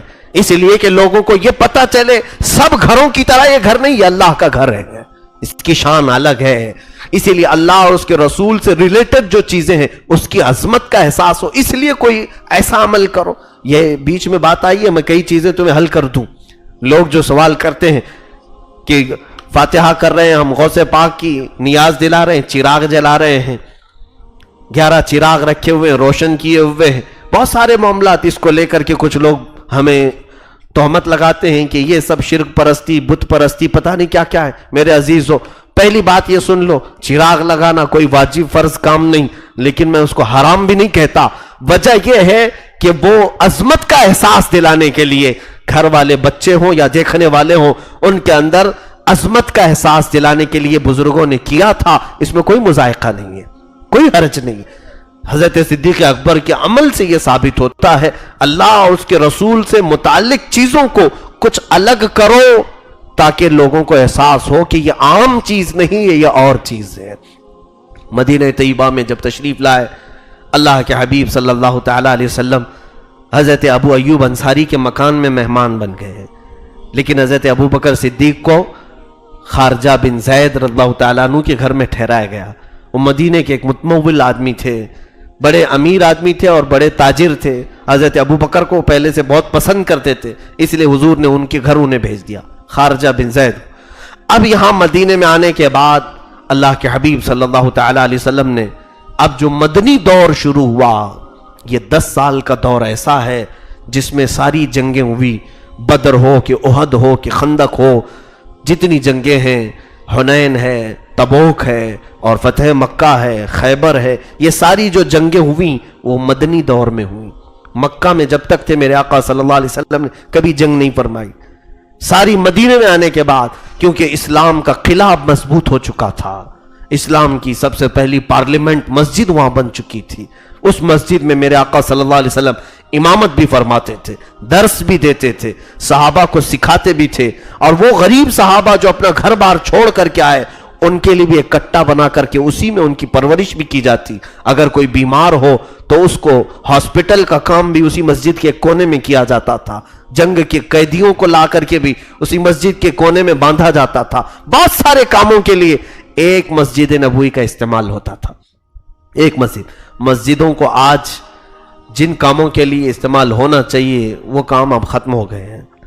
بہرحال مسجدیں مرکز ہوا کرتی ہیں تبلیغ اور ہدایت کی. آج فرض نمازوں کے بعد تو مسجدیں بند ہیں، مسجدوں میں آج کچھ مل نہیں رہا ہے. لوگ بس فرض نماز کے لیے داخل ہوئے اور نکل گئے. ہمارے دین کی اصل بنیادیں مسجدوں سے تھی. مدرسے تو بہت بعد میں بنے ہیں، یونیورسٹیاں بعد میں بنی ہیں. اسلام کے جتنے بڑے بڑے فقہا کو آپ دیکھو گے، امام اعظم ابو حنیفہ کہاں پڑھے اور کہاں پڑھا ہے؟ پورے مسجد میں. امام شافعی، امام مالک، امام حنبل، یہ سارے لوگ مسجدوں میں پڑھے اور مسجدوں سے نکلے. مسجدوں میں ہی ان کی پوری زندگی بھی گئی. عزیزان گرامی، رسول پاک صلی اللہ علیہ وسلم نے مسجد نبوی کو بنایا تو اسلام کا ایک ایسا مرکز تھا جہاں سے ہر کام ہوتا تھا. مشورے وہاں ہوتے تھے، بلکہ بادشاہوں کو خط وہاں سے لکھے جاتے تھے. پوری دنیا میں اسلام کو پھیلانے کا جو نظم شروع ہوا مدینہ طیبہ سے. اب اللہ کے حبیب صلی اللہ علیہ وسلم کے 10 سالہ زندگی کے اختتام پر حضرت ابو بکر صدیق کے کچھ معاملات دیکھیں. وہ یار غار بھی ہیں، رسول کریم صلی اللہ علیہ وسلم کے ہم نشین بھی ہیں. بہت ساری باتوں کو میرے آقا کے وہ ایسے جانتے تھے. ایک بار حجۃ الوداع کے موقع پر حج کرنے کے لیے جب رسول پاک صلی اللہ علیہ وسلم نے 11 ہجری میں سارے صحابہ کو بلایا کہ سب لوگ احرام باندھو اور چلو حج کرنے کے لیے، سارے صحابہ حج کے لیے نکلے. یہ آخری حج تھا میرے آقا کا، لیکن کسی کو پتہ تھوڑی نہ تھا. حج کرنے کے بعد میرے آقا صلی اللہ علیہ وسلم نے اپنے خطبے میں فرمایا، اے میرے صحابہ غور سے سن لو میری اس بات کو، کیا خبر کہ میں اگلے سال حج کر سکوں گا کہ نہیں کروں گا. یہ جملہ تو حضور نے فرمایا اور پھر بشارت دی کہ اللہ نے قرآن کی آخری آیت بھی اتار دی. اليوم اکملت لکم دینکم واتممت علیکم نعمتی ورضیت لکم الاسلام دینا.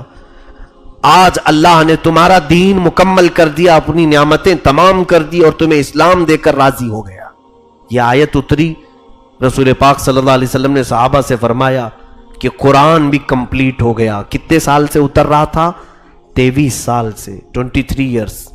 قرآن کے اترنے کا جو مرحلہ ہے 23 سال تک چلا. جب آخری آیت آئی صحابہ خوش ہو گئے، قرآن کمپلیٹ ہو گیا، ہمارا دین مکمل ہو گیا. لیکن ابو بکر صدیق رضی اللہ تعالیٰ عنہ ایک کونے میں جا کر کے رونے لگے، رو پڑے. صحابہ نے کہا ابو بکر آج عید کا دن ہے، حج میں قرآن جب مکمل ہوا. آج بھی میں بتاؤں میرے عزیزو، جب قرآن کمپلیٹ ہوتا ہے کسی حافظ کا حفظ کرنے کے دوران بڑی دعوت کرتے ہیں ہم، ماں باپ کو بلائے، رشتہ داروں کو بلائے. ختم قرآن جو ہوتا ہے، ایک بچہ حفظ کر رہا تھا، حفظ تو چھوڑیں، آپ جب قرآن دیکھ کر کے ختم کرتے ہیں تو ہدیہ کرتے ہیں نا. ختم قرآن ہوتا ہے، جوڑا لائے، استاد کو دیا، پھول پہنے، یہ سارا جو نظام ہے. قرآن کے ختم ہونے کی خوشی تو آج بھی ہم مناتے. تو وہ صحابہ کو خوشی تو تھی، لیکن اس کا دوسرا پہلو ابو بکر صدیق کے پاس تھا. وہ کہتے ہیں اے صحابہ، یقیناً اسلام مکمل ہوا، دین آج پائے تکمیل کو پہنچا، قرآن کی آخری آیت آئی. لیکن اس کا دوسرا معنی یہ نکلتا ہے کہ اب رسول اللہ ہمارے درمیان زیادہ دن تک نہیں رہیں گے، کیونکہ وہ اللہ کا پیغام پہنچانے کے لیے ہم تک آئے تھے. پیغام مکمل ہو گیا تو اب وہ اپنے رفیق اعلیٰ کے پاس چلے جائیں گے. حضرت ابو بکر کو غم حجۃ الوداع سے ہی لاحق ہو گیا تھا. پھر جب رسول کریم صلی اللہ علیہ وسلم واپس آئے، محرم کے دن تھے، محرم میں اللہ کے حبیب صلی اللہ علیہ وسلم نے مسجد نبوی میں خطبہ دیا. خطبے میں میرے آقا نے ارشاد فرمایا، اے لوگوں، اللہ نے ایک بندے کو اختیار دیا ہے. سنیے، خطبے میں میرے آقا نے فرمایا اللہ نے ایک بندے کو اختیار دیا ہے کہ وہ بندہ چاہے تو دنیا لے لے، چاہے تو اللہ کے پاس جو ہے وہ لے لے. اے لوگوں، اس بندے نے دنیا کو چھوڑ دیا اور اللہ کے پاس جو ہے اس کو اختیار کر لیا. حضرت ابو بکر پھر رو پڑے، آپ کی آنکھوں سے آنسو آ گئے. صحابہ نے کہا کہ ابو بکر اس کا معنی ہم نہیں سمجھ سکے، کیا مطلب ہے؟ حضرت ابو بکر کہتے ہیں اے لوگوں، رسول پاک صلی اللہ علیہ وسلم جس بندے کا ذکر فرما رہے ہیں وہ کوئی اور نہیں، وہ خود رسول اللہ ہے. خود رسول اللہ ہے کہ اللہ نے انہیں خود اختیار دیا کہ آپ چاہیں تو پوری دنیا لے لیں یا چاہے تو اللہ کے پاس آ جائیں. حضور دنیا کبھی نہیں لیں گے، انہوں نے چھوڑ دیا اور اپنے رب کے پاس جانے کو پسند کر لیا. اے صحابہ، دیکھنا اب اللہ کے رسول ہم سے روپوش ہو جائیں گے، ہم سے دور چلے جائیں گے. حضرت ابو بکر صدیق رضی اللہ تعالیٰ عنہ کو یہ رسول کریم صلی اللہ تعالیٰ علیہ وسلم کی احادیث کی حقیقت تک پہنچ جاتے تھے، یعنی مقاصد حدیث تک پہنچتے تھے حضور کے. اب اس کے بعد وہ دن بھی آئے جب رسول کریم صلی اللہ تعالیٰ علیہ وسلم کی رحلت ہوئی مدینے میں. وہ کیسا سما رہا ہوگا، اندازہ کر سکتے ہیں کہ سب کو پتا ہے کہ ابو بکر کا عشق کیسا تھا، محبت کیسی تھی میرے آقا صلی اللہ علیہ وسلم کے ساتھ. وہ پوری دنیا میں اگر سب سے زیادہ کوئی چیز پسند کرتے تھے تو ان کا ایک ہی کہنا، حضرت ابو بکر کی زبان سے یہ نکلے ہوئے الفاظ میں کہہ رہا ہوں، آپ سے پوچھا گیا دنیا میں سب سے پسندیدہ چیز آپ کی کیا ہے؟ کہتے ہیں النظرۃ الی وجہ رسول اللہ، رسول اللہ کے چہرے کو دیکھنا مجھے دنیا میں سب سے زیادہ پسند ہے. اس ابو بکر صدیق پر کیا گزرے گا جب رسول کریم صلی اللہ علیہ وسلم کی اس دار فانی سے کوچ کرنے کا وقت آئے گا. اللہ کے حبیب صلی اللہ تعالیٰ علیہ وسلم آخری ایام میں جب علالت کے شکار تھے، علالت میں تھے، اللہ کے حبیب صلی اللہ تعالیٰ علیہ وسلم اپنے حجرے سے باہر نہیں آ رہے تھے. سخت شدت کی تکلیف تھی، بخار زیادہ تھا. حضور اکرم صلی اللہ تعالیٰ علیہ وسلم اپنے حجرے سے باہر نکلتے اور فرماتے کہ اے لوگوں، ابو بکر کو امامت کے لیے آگے بڑھاؤ. حضور نے اپنی زندگی میں حضرت ابو بکر کو مصلی پر آگے بڑھایا، کہا ابو بکر تم لوگوں کی امامت کرو. اور اللہ کے حبیب صلی اللہ علیہ وسلم اپنے حجرے میں ہوتے. تقریباً 17 نمازیں حضور کی زندگی میں حضرت ابو بکر نے پڑھائی. یہ شرف کسی اور صحابی کو نہیں ملا. حضور صلی اللہ تعالیٰ علیہ وسلم کی حیات ظاہری میں مسجد نبوی میں رسول پاک صلی اللہ علیہ وسلم کے پاس حضرت ابو بکر نے امامت کی، اور ایک دن وہ بھی تھا جب اللہ کے حبیب صلی اللہ علیہ وسلم مغرب کی اذان ہو چکی ہے، حضرت بلال کہتے ہیں اقامت بھی ہو گئی تھی، اور ہم نے دیکھا کہ حضور نہیں آئے تو ابو بکر کو آگے بڑھا دیا۔ آپ مصلی پر آگے بڑھے کہ اچانک حضور کا حجرہ کھل گیا۔ جیسے ہی پردہ ہٹا تو سارے صحابہ میں آوازیں بلند ہو گئی، اللہ کے رسول آ گئے، رسول پاک آ گئے۔ کئی دنوں کی بیماری علالت کے بعد رسول کریم صلی اللہ علیہ وسلم کو جب دیکھا تو صحابہ کہتے میرے آقا صلی اللہ علیہ وسلم دو صحابہ کے کندھوں پر ہاتھ دے کر چل رہے تھے، پیر زمین پر لگ نہیں پا رہے تھے، گھسٹتے ہوئے یعنی انگلیاں زمین پر چلی جا رہی تھیں، اور آگے بڑھتے ہوئے آئے تو لوگوں نے کہا ابو بکر پیچھے آ جاؤ، اللہ کے رسول آ گئے ہیں۔ رسول کریم صلی اللہ علیہ وسلم نے ہاتھ کے اشارے سے کہا نہیں، وہیں کھڑے رہو، اپنی نماز مکمل کرو۔ پھر اللہ کے حبیب صلی اللہ علیہ وسلم کو آگے بٹھایا گیا۔ رسول کریم صلی اللہ علیہ وسلم نے بیٹھ کر کے امامت کی، اور آپ کی آواز کو بلند آواز میں حضرت ابو بکر نے تکبیر کے ذریعے سے پہنچایا، مکبر بن کر کے۔ یہ مغرب کی نماز ادا ہوئی تھی، اس کے بعد پھر میرے آقا صلی اللہ علیہ وسلم باہر تشریف نہیں لائے، یہ آخری نماز تھی۔ اللہ کے حبیب صلی اللہ علیہ وسلم کو سب سے زیادہ عزیز کوئی چیز تھی تو وہ نماز تھی۔ ایسی بیماری کے عالم میں جب زمین پر پیر نہ ٹک رہے ہوں، دو لوگوں کے کندھوں پر ہاتھ رکھ کر کے مسجد میں آنا اور فرماتے مجھے جماعت زیادہ عزیز ہے، صحابہ کی جماعت کو دیکھنے کے لیے میرے آقا ہے۔ آج ان کی امت پیر سلامت ہیں، ہاتھ سلامت ہیں، اپنے بستروں پر سو جاتی ہیں، اپنے بازاروں پہ بالکل مگن ہے۔ اے میرے عزیزو، اللہ کے حبیب صلی اللہ تعالیٰ علیہ وسلم کو سب سے زیادہ عزیز چیز نماز تھی۔ فرمایا جعلت قرۃ عینی فی الصلاۃ، نماز میں میری آنکھوں کی ٹھنڈک ہے۔ نماز کو قائم کر لیں، امت ہونے کے ناطے کم از کم آپ تو میرے آقا کی آنکھوں کو تکلیف نہیں پہنچائے ہیں۔ دنیا آج برا بھلا کہہ رہی ہو وہ ان کا حصہ ہے، لیکن تم اپنے عمل سے میرے آقا کو تکلیف نہ پہنچاؤ۔ رسول کریم صلی اللہ تعالیٰ علیہ وسلم اسی عالم میں تھے۔ 12 ربیع الاول کی تاریخ تھی، بعض روایت میں 13 ربیع الاول کی تاریخ ہے۔ حجرہ عائشہ میں میرے آقا آرام فرماتے، نزع کی حالت تھی۔ سکرات کا جو وقت ہوتا ہے، حضرت عائشہ صدیقہ کے زانوں پر اللہ کے حبیب صلی اللہ علیہ وسلم سر رکھ کر آرام فرماتے، اور پھر وہ آخری گھڑی بھی آئی جب موت کا فرشتہ دستک دینے لگا، اور میرے آقا صلی اللہ علیہ وسلم نے فرمایا عائشہ فرشتہ آیا ہے موت کا، عزرائیل، اور وہ میرے گھر میں آنے کی اجازت لے رہا ہے، اور یاد رکھنا یہ آج کے بعد پھر کسی کے ہاں جانے کی اجازت نہیں لے گا۔ حضور پاک صلی اللہ علیہ وسلم کے پاس ملک الموت حاضر ہوئے، اور رسول کریم صلی اللہ علیہ وسلم اس وقت جو آخری جملہ فرما رہے تھے، حضرت عائشہ صدیقہ اس کی گواہ ہیں، فرما رہے تھے کہ تمہارے ہاتھ کے نیچے جو لوگ کام کر رہے ہیں، ملک یمین کا لفظ ہے، تو میں کہتا ہوں کہ مزدوروں کے متعلق بھی اس سے مستفاد ہو سکتی ہے بات، کہ جو تمہارے ماتحت ہیں ان کا خیال کرو۔ اور دوسرا جملہ حضور فرما رہے تھے نماز نماز نماز۔ مسواک کو پانی میں ڈبو کر حضور چباتے اور تھوڑا پانی کبھی اپنے چہرے پر مارتے، اور پھر یوں کہتے یہ کیسی تکلیف ہے، یہ کیسی شدت ہے، اور پھر شدت تکلیف میں یہ بھی کہتے کیا یہ شدت تکلیف میری امت کو بھی دی جائے گی۔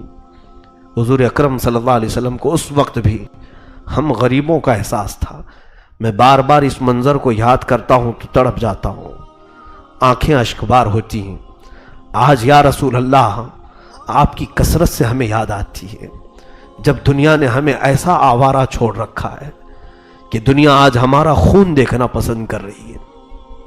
آج جو مدد کے لیے ہاتھ بڑھاتا ہے ہم اس کے ہاتھ میں بھی چھری دیکھتے ہیں۔ آج ایک طرف ہمیں مدد کے نام پر بلاتا ہے، دوسری طرف ہمارے سینے میں خنجر گھونپتا ہے۔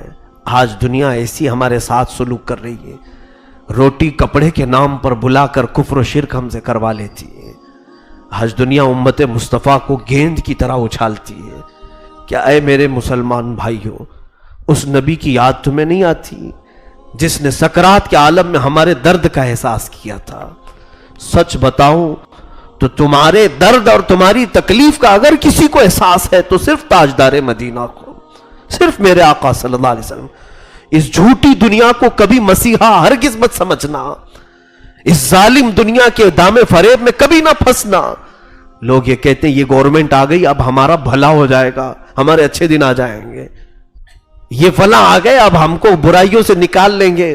کوئی تمہارا خیر خواہ نہیں ہے، تمہاری تکلیفوں کا مداوع اگر کہیں ہے تو وہ نام رسول میں ہے، میرے آقا صلی اللہ علیہ وسلم کی تعلیمات میں ہے۔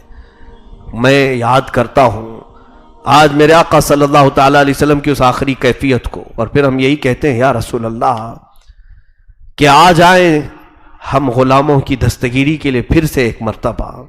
میرے آقا آؤ کہ مدت ہوئی ہے تیری راہ میں اکھیاں بچھاتے بچھاتے، میرے آقا آؤ کہ مدت ہوئی ہے تیری راہ میں اکھیاں بچھاتے بچھاتے۔ اور بڑے دن ہو گئے، بڑی حسرتوں سے رسول کریم صلی اللہ علیہ وسلم کا آج بھی امت کو انتظار ہے۔ بہرکیف عزیزان گرامی، اس باریک لمحے میں، اس نازک لمحے میں حضرت عائشہ فرماتی ہیں میں بات کر ہی رہی تھی کہ میرے آقا نے آنکھ بند کر لیے تھے، کافی دیر تک تو میں بات کر رہی تھی، اور اس کے بعد دروازہ کھلا، سب سے پہلا شخص جو حجرے میں داخل ہوا وہ میرے باپ ابو بکر تھے۔ ابو بکر صدیق نے دیکھا رسول کریم صلی اللہ علیہ وسلم آرام کر رہے ہیں اور میں میرے نبی کے ساتھ بات کر رہی ہوں۔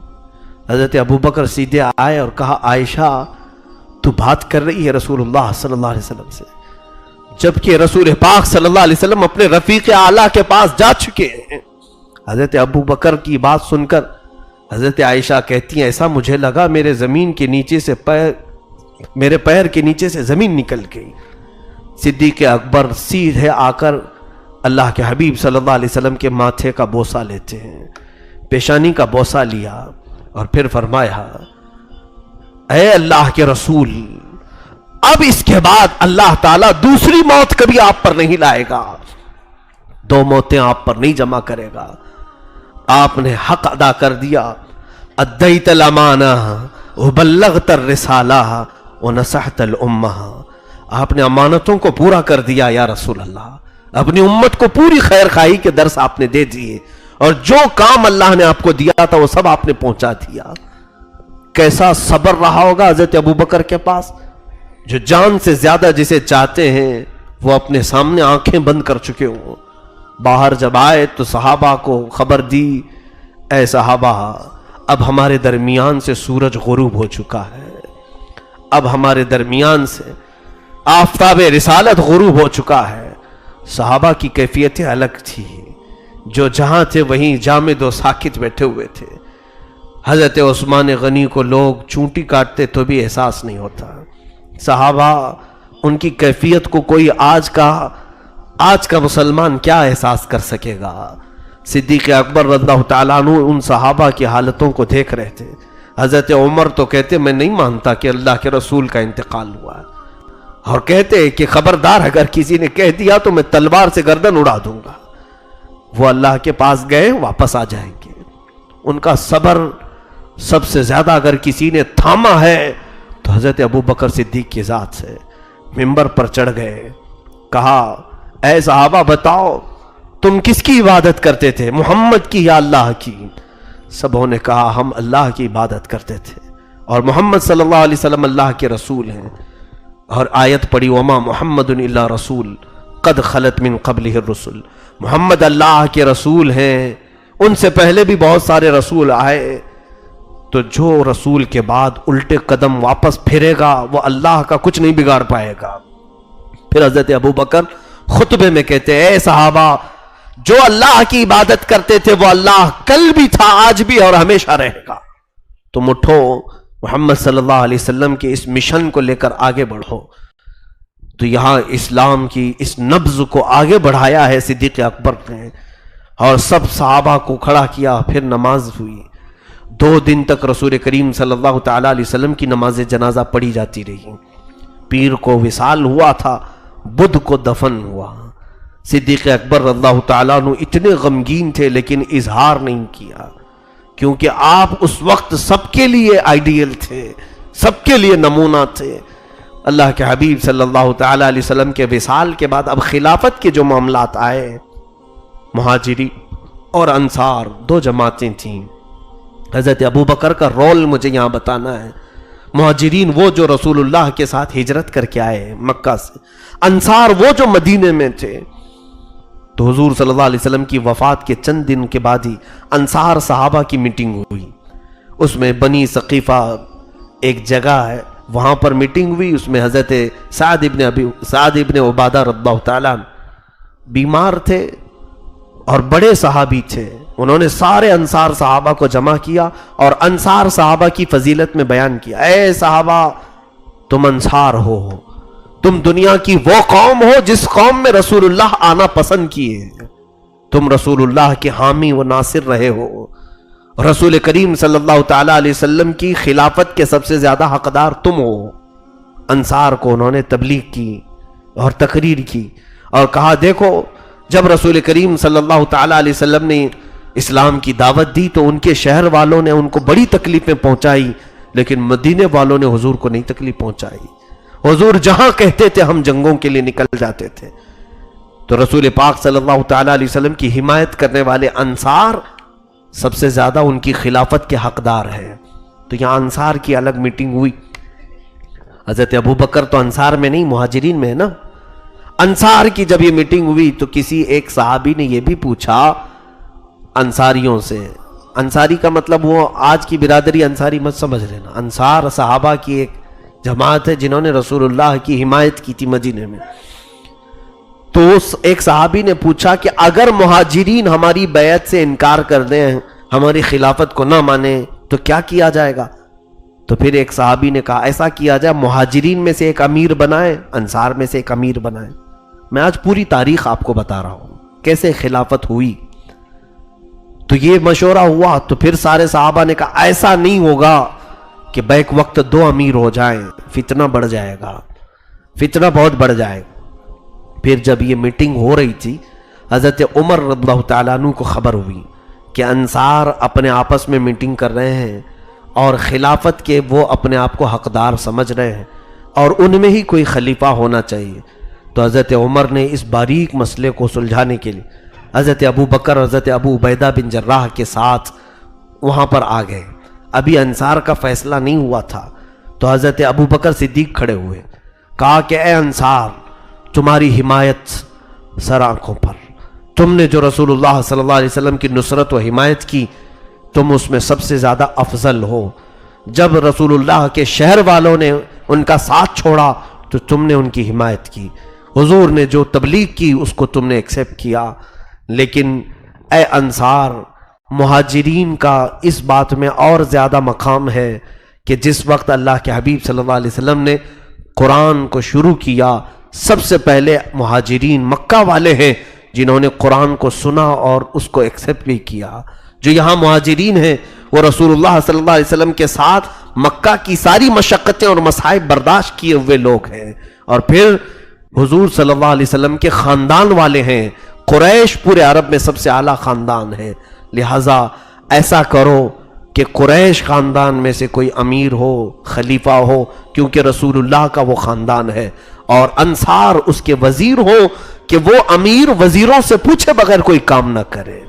حضرت ابو بکر صدیق نے جب یہ مشورہ دیا پھر کسی صحابی نے انصاری نے یہ کہا کہ دو امیر بنا لیے جائیں، ایک مہاجرین میں سے ایک انصار میں سے۔ حضرت عمر نے کہا ایک میان میں دو تلواریں نہیں آ سکتی، یہاں فتنہ ہو جائے گا۔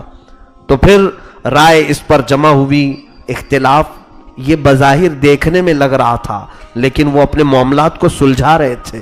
تبھی ایک صحابی حضرت بشیر رضی اللہ تعالیٰ عنہ وہ کھڑے ہوئے، انہوں نے کہا اے انصار ہم نے جو کچھ بھی رسول اللہ کے ساتھ کیا، ان کے ساتھ جہاد میں شریک ہوئے، ان کے ساتھیوں کو گھر دیا، مدینہ ان کے لیے کشادہ کیا، یہ سارے کام ہم نے خلافت اور کرسی کے لیے نہیں کیے، اللہ اس کے رسول کو راضی کرنے کے لیے۔ اس صحابی نے پورا رنگ بدل ڈالا۔ سارے صحابہ جو انصار تھے سبوں نے کہا یہ بالکل حق کہہ رہے ہیں، ہم نے جب رسول اللہ پر ایمان لائے تو ہمارے وہم و گمان میں بھی یہ نہیں تھا کہ حضور کے بعد ہم کرسی پر بیٹھیں گے، حضور کے بعد ہم خلافت کو لیں گے۔ ہم نے تو خالص اللہ اس کے رسول کو راضی رکھنے کے لیے حضور صلی اللہ علیہ وسلم کی نصرت و حمایت کی تھی۔ تو اس صحابی کی تقریر کا ایسا اثر ہوا کہ وہ سارے انصار نے کہا ہم سب اس بات پر اتفاق کرتے ہیں کہ رسول اللہ کے خاندان میں سے ہی، قریش میں سے ہی کوئی خلیفہ ہو جائے۔ تو حضرت ابو بکر سب سے پہلے آگے بڑھے اور کہا، حضرت عمر کا ہاتھ لے، حضرت ابو عبیدہ بن جراح کا ہاتھ لیا اور کہا ان دونوں کو، انصار اور مہاجرین پورے صحابہ تھے، سب کے بیچ میں آگے بڑھا دیا، کہا میں ان دونوں سے راضی ہوں، عمر سے، ابو عبیدہ سے، ان دونوں میں کسی ایک کو چوائس کر لو اور خلیفہ بنا دو۔ انصار اور مہاجرین میں کس نے اعلان کیا؟ ابو بکر صدیق نے۔ تو حضرت ابو بکر نے جب ان دونوں کو لا کر کھڑا کیا کہ میں ان سے راضی ہوں، کیا تم سب لوگ ان سے راضی ہو؟ تو سبوں نے کہا عمر کے بارے میں بھی کسی کو کلام نہیں، ابو عبیدہ کو حضور نے امین الامت کہا ہے، میری پوری امت کا امانت دار ابو عبیدہ کو کہا ہے۔ تو حضرت ابو بکر نے کہا میں یہ دو کو پیش کر رہا ہوں، ان دو میں سے تم جس سے چاہے خلیفہ بنا لو، میں بھی تم سب کے ساتھ ہوں۔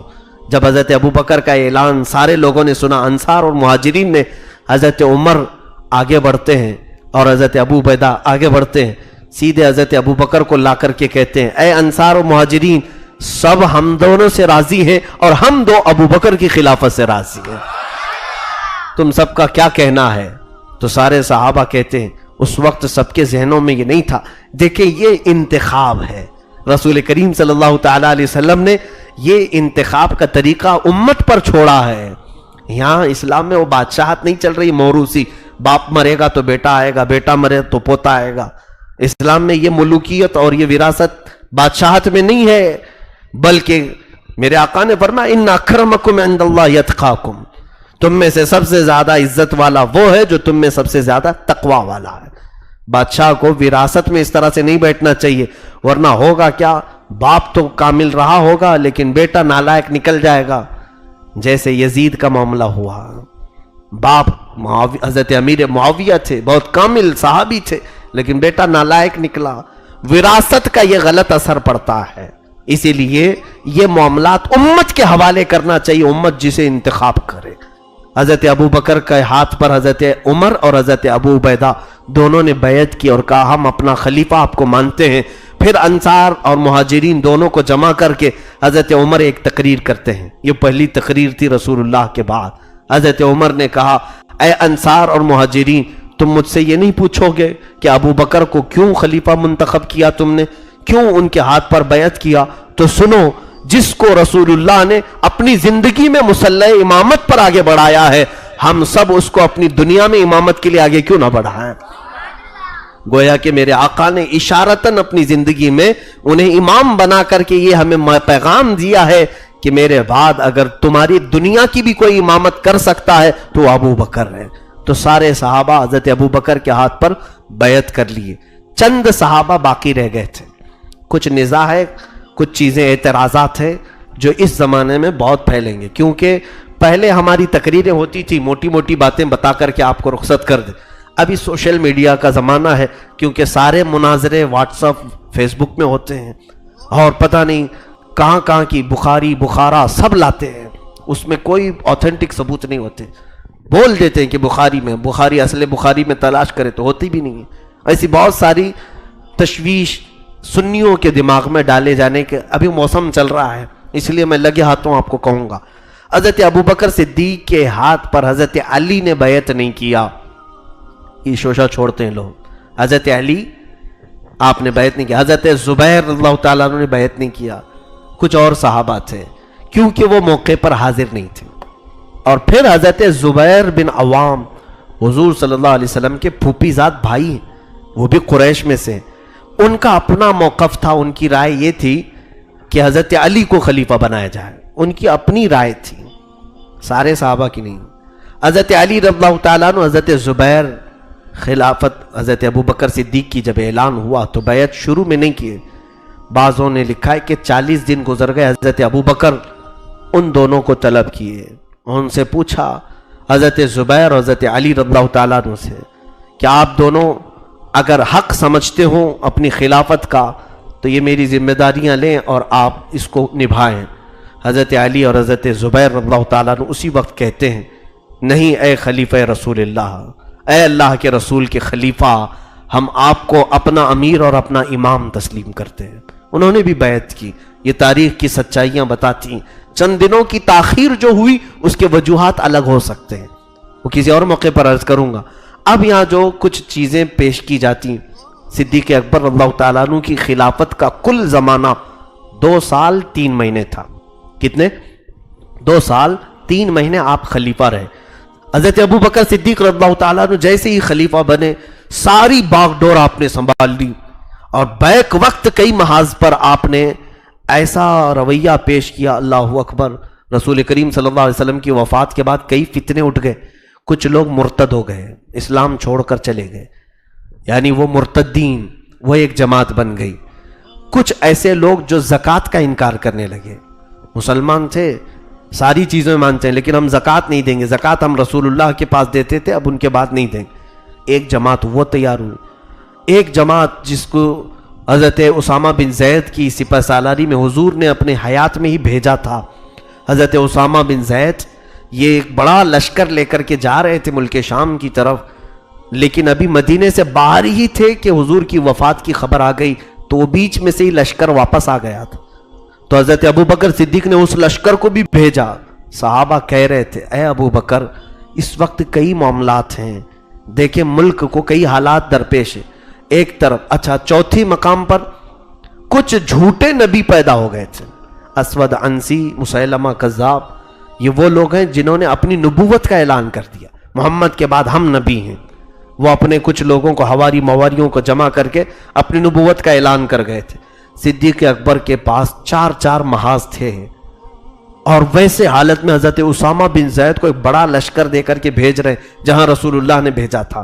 صحابہ نے کہا اس لشکر کو روک لیں، ہم اسود عنسی، مسیلمہ کذاب، ان کے ساتھ مقابلہ کرنے میں صحابہ کی جماعت کا استعمال کریں گے، اور ایک طرف مرتدین ہے جو اسلام چھوڑ کر کے گئے، فتنہ مچا رہے ہیں، ایک طرف زکوٰۃ کا انکار کرنے والے، ان سے نپٹیں گے، اسامہ بن زید کو روک دیں۔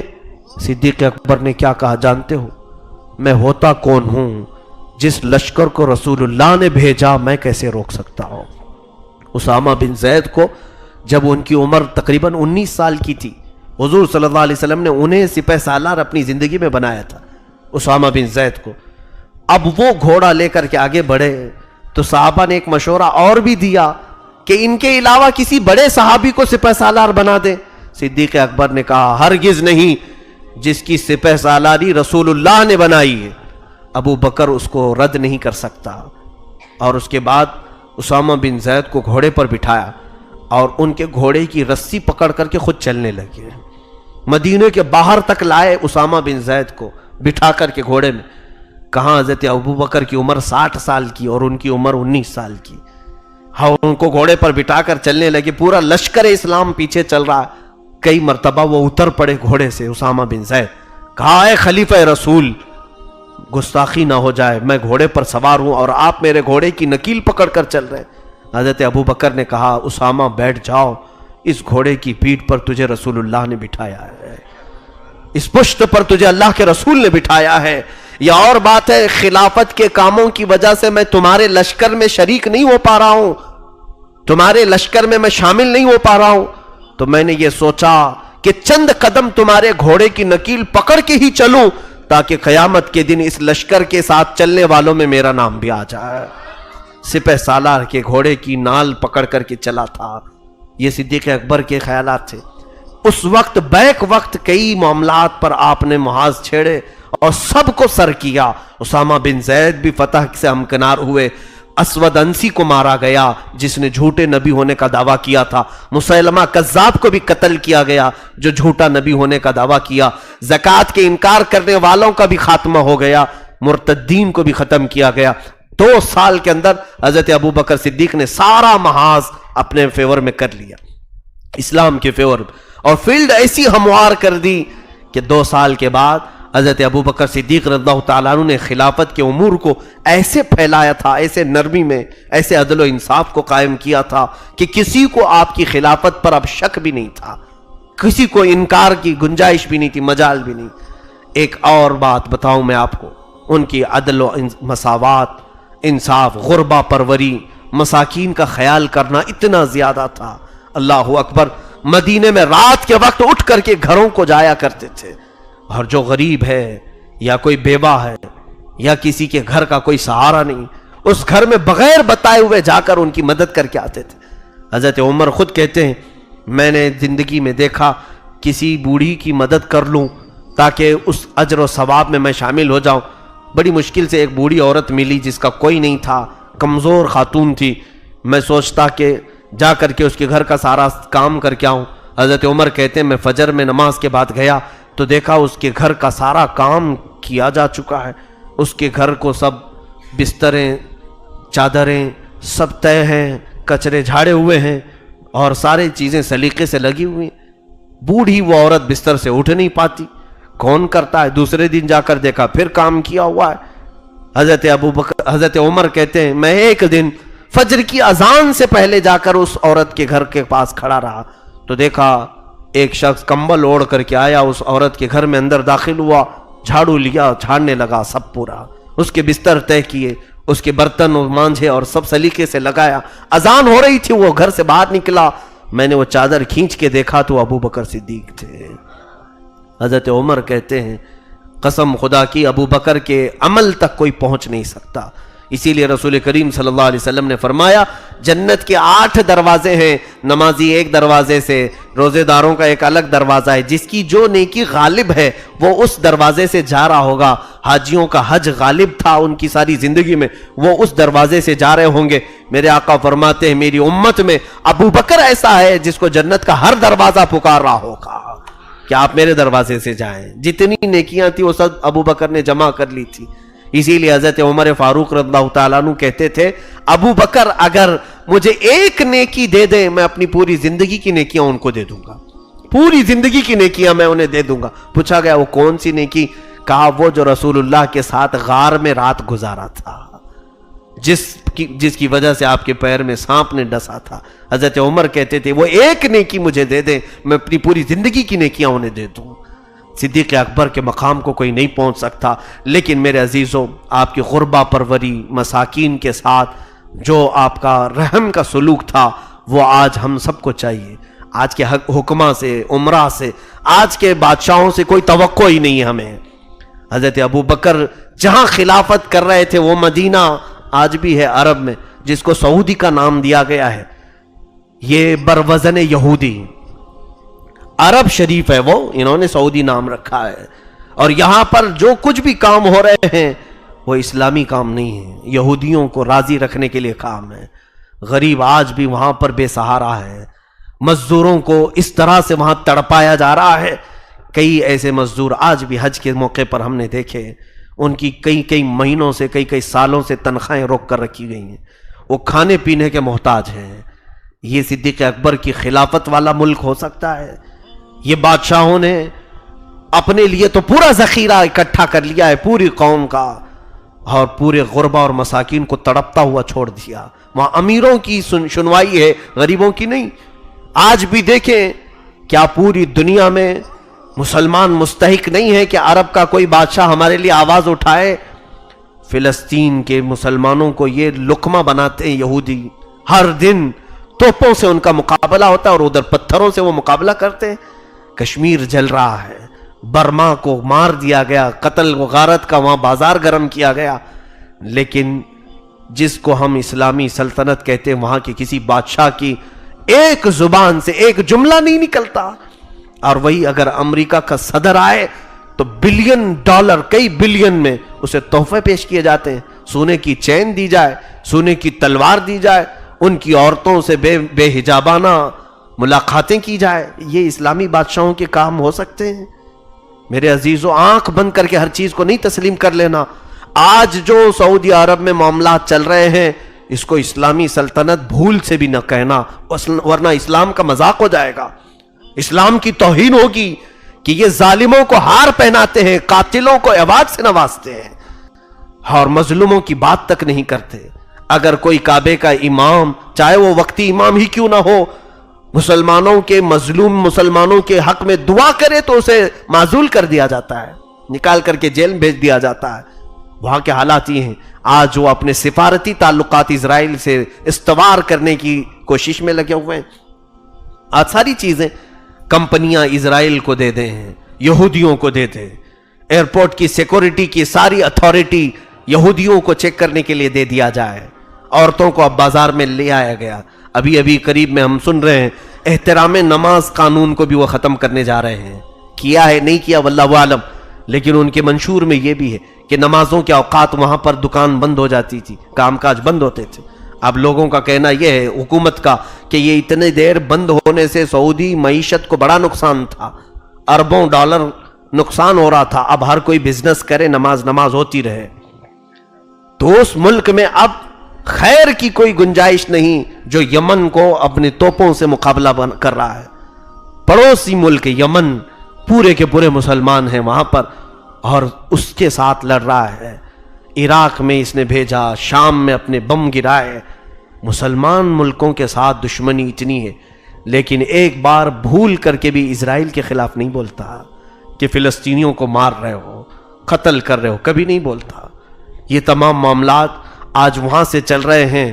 میرے عزیزوں, کمپیر ہرگز مت کرنا وہاں کے بادشاہوں کو. وہاں کے جھوٹے مولوی, لالچی مولوی, جن کو کتوں سے بھی زیادہ ذلیل زندگی ہے, میں سمجھتا ہوں وہ صرف ان کے ریال پر پلنے والے مولوی کہتے ہمارا بادشاہ ابو بکر کا عکس ہے, ہمارا بادشاہ عمر کا عکس ہے. یہ وہاں کے مولوی کہہ رہے ہیں. لعنت ہو ایسے مولویوں کے چہروں پر. کس کو تم کس سے ملا رہے ہو؟ صدیق اکبر کو آج جیسے یہ ظالموں سے جو عیاش ہیں اور زنا کے پجاری ہیں, ان لوگوں کو صدیق اکبر سے ملاتے ہو. شرم کرو, چاہے وہ یہاں کے ہوں کہ وہاں کے ہوں. سارے مولویوں سے میں کہتا ہوں صدیق اکبر تو وہ تھے. حضرت عمر کہتے ہیں میں نے لوگوں سے پوچھا کہ لوگوں صدیق ابو بکر کوئی ایسا کام کرتے ہوں جو میں نہیں کر رہا ہوں تو مجھے بتاؤ. لوگوں نے بتایا وہ اپنی زندگی میں کچھ توشے میں روٹیاں لے کر جنگل میں کسی کو کھلا کے آتے تھے. حضرت عمر کہتے میں بھی گیا ایک دن, پتہ نہیں کس کو کھلاتے تھے. جا کر کے جنگل میں تلاش کیا تو ایک معذور آدمی ملا جس کے ہاتھ پیر کٹے ہوئے تھے, ہاتھ بھی نہیں پیر بھی نہیں. میں نے اس کو روٹی کھلائی. وہ اندھا بھی تھا. وہ پوچھنے لگا اے آنے والے کیا ابو بکر کا انتقال ہو گیا؟ حضرت عمر کہتے میں نے پوچھا تو اندھا ہے, تجھے کیسے معلوم آنے والا کوئی اور ہے؟ وہ کہتا ہے کیونکہ ابو بکر کو معلوم تھا میرے منہ میں دانت نہیں, وہ روٹی اپنے منہ سے چبا کر میرے منہ میں ڈالتے تھے. آج تو پوری روٹی کھلا رہا ہے تو مجھے لگا کہ کوئی اور آیا ہے, ابو بکر نہیں آیا. اس خلیفہ اسلام کی تربت پر لاکھوں سلام. صدیق اکبر کے مقام کو کوئی پہنچ نہیں سکتا. میرے عزیزو, آخری بات کی طرف چلوں. جمادی الاخر کا مہینہ تھا, ٹھنڈیوں کے دن تھے. آپ نے غسل فرمایا تو غسل کی وجہ سے سردی اور بخار جکڑ گئے اور اسی بیماری میں آپ کی وفات ہوئی. حضرت ابوبکر صدیق رضی اللہ تعالیٰ عنہ نے وصیت کی تھی اپنے صحابہ سے, حضرت عائشہ سے بھی کہا کہ جس حجرے میں میرے آقا آرام فرمائے ہیں, رسول اللہ صلی اللہ علیہ وسلم کی قبر اطہر جہاں ہے وہ حضرت عائشہ کا کمرہ ہے. اسی میں حضور کی وفات ہوئی, اسی میں حضور دفن ہوئے. اور اس حجرے کو دروازہ تھا, چٹخنی لگی ہوتی تھی, کڑی لگی رہتی تھی. حضرت ابوبکر نے کہا کہ اے لوگوں مجھے غسل دینا, کفن دینا, اور اس کے بعد لا کر حضور کے حجرے کے سامنے رکھ دینا جنازے کو, اور کہنا یا رسول اللہ تمہارا دوست تمہارے ساتھ سونے کی اجازت چاہتا ہے, آپ کے حجرے میں آرام کرنے کی اجازت چاہتا ہے. اگر اندر سے اجازت مل جائے تو مجھے دفن کرنا, ورنہ جنت البقیع قبرستان میں عام مسلمانوں کے ساتھ دفن کرنا. صحابہ کو جب انہوں نے وصیت کی تھی, میں بارہا کہتا ہوں لوگوں کی آنکھیں آج بھی بند کیوں ہیں؟ اس ابو بکر سے کیوں نہیں پوچھتے کہ اے ابو بکر تم حضور کی وفات کے بعد کہہ رہے ہو کہ حضور سے اجازت لیں, کیسے اجازت لیں گے؟ یہاں تو لوگ کہتے ہیں مر کر مٹی میں مل گئے, معاذ اللہ رب العالمین. اب حیرت کی بات یہ ہے کسی صحابی نے پوچھا بھی نہیں کہ ابو بکر اجازت کیسے لیں. اس کا مطلب یہ سمجھ میں آتا ہے ان صحابہ کو بھی معلوم تھا کہ اگر اجازت لیں گے تو قبر سے جواب بھی آئے گا. ان کا عقیدہ تھا. اور کئی حدیثیں ہیں ایسی کہ رسول کریم صلی اللہ علیہ وسلم کی قبر انور سے انہوں نے آوازیں سنی. خود حضرت سعید ابن مسیب فرماتے ہیں جب یزید نے مدینے پر حملہ کیا تھا 3 دن تک مسجد نبوی میں جماعت سے نماز نہیں ہو رہی تھی, میں اندر تھا مسجد نبوی میں. اوقات کیسے پتہ چلتے؟ فرماتے ہیں میں قبر رسول کے پاس ہوتا, مجھے حضور کی اذان کی آواز آتی تو میں خود اذان دے لیتا, وہیں سے میں اذان خود دیتا اور خود میں نماز پڑھتا تھا. حضرت سعید ابن مسیب تابعی ہیں, وہ فرماتے تو صحابہ کا عقیدہ تھا. عزیزان گرامی, حجرے کے پاس آپ کے جسم مقدس کو غسل دے کر کفن دے کر لایا گیا اور رکھا گیا. لوگوں نے سوال کیا یا رسول اللہ صلی اللہ تعالی علیہ وسلم, آپ کا یار غار, آپ کا خلیل آپ کے حجرے میں آنے کی اجازت چاہتا ہے. صحابہ دور کھڑے تھے.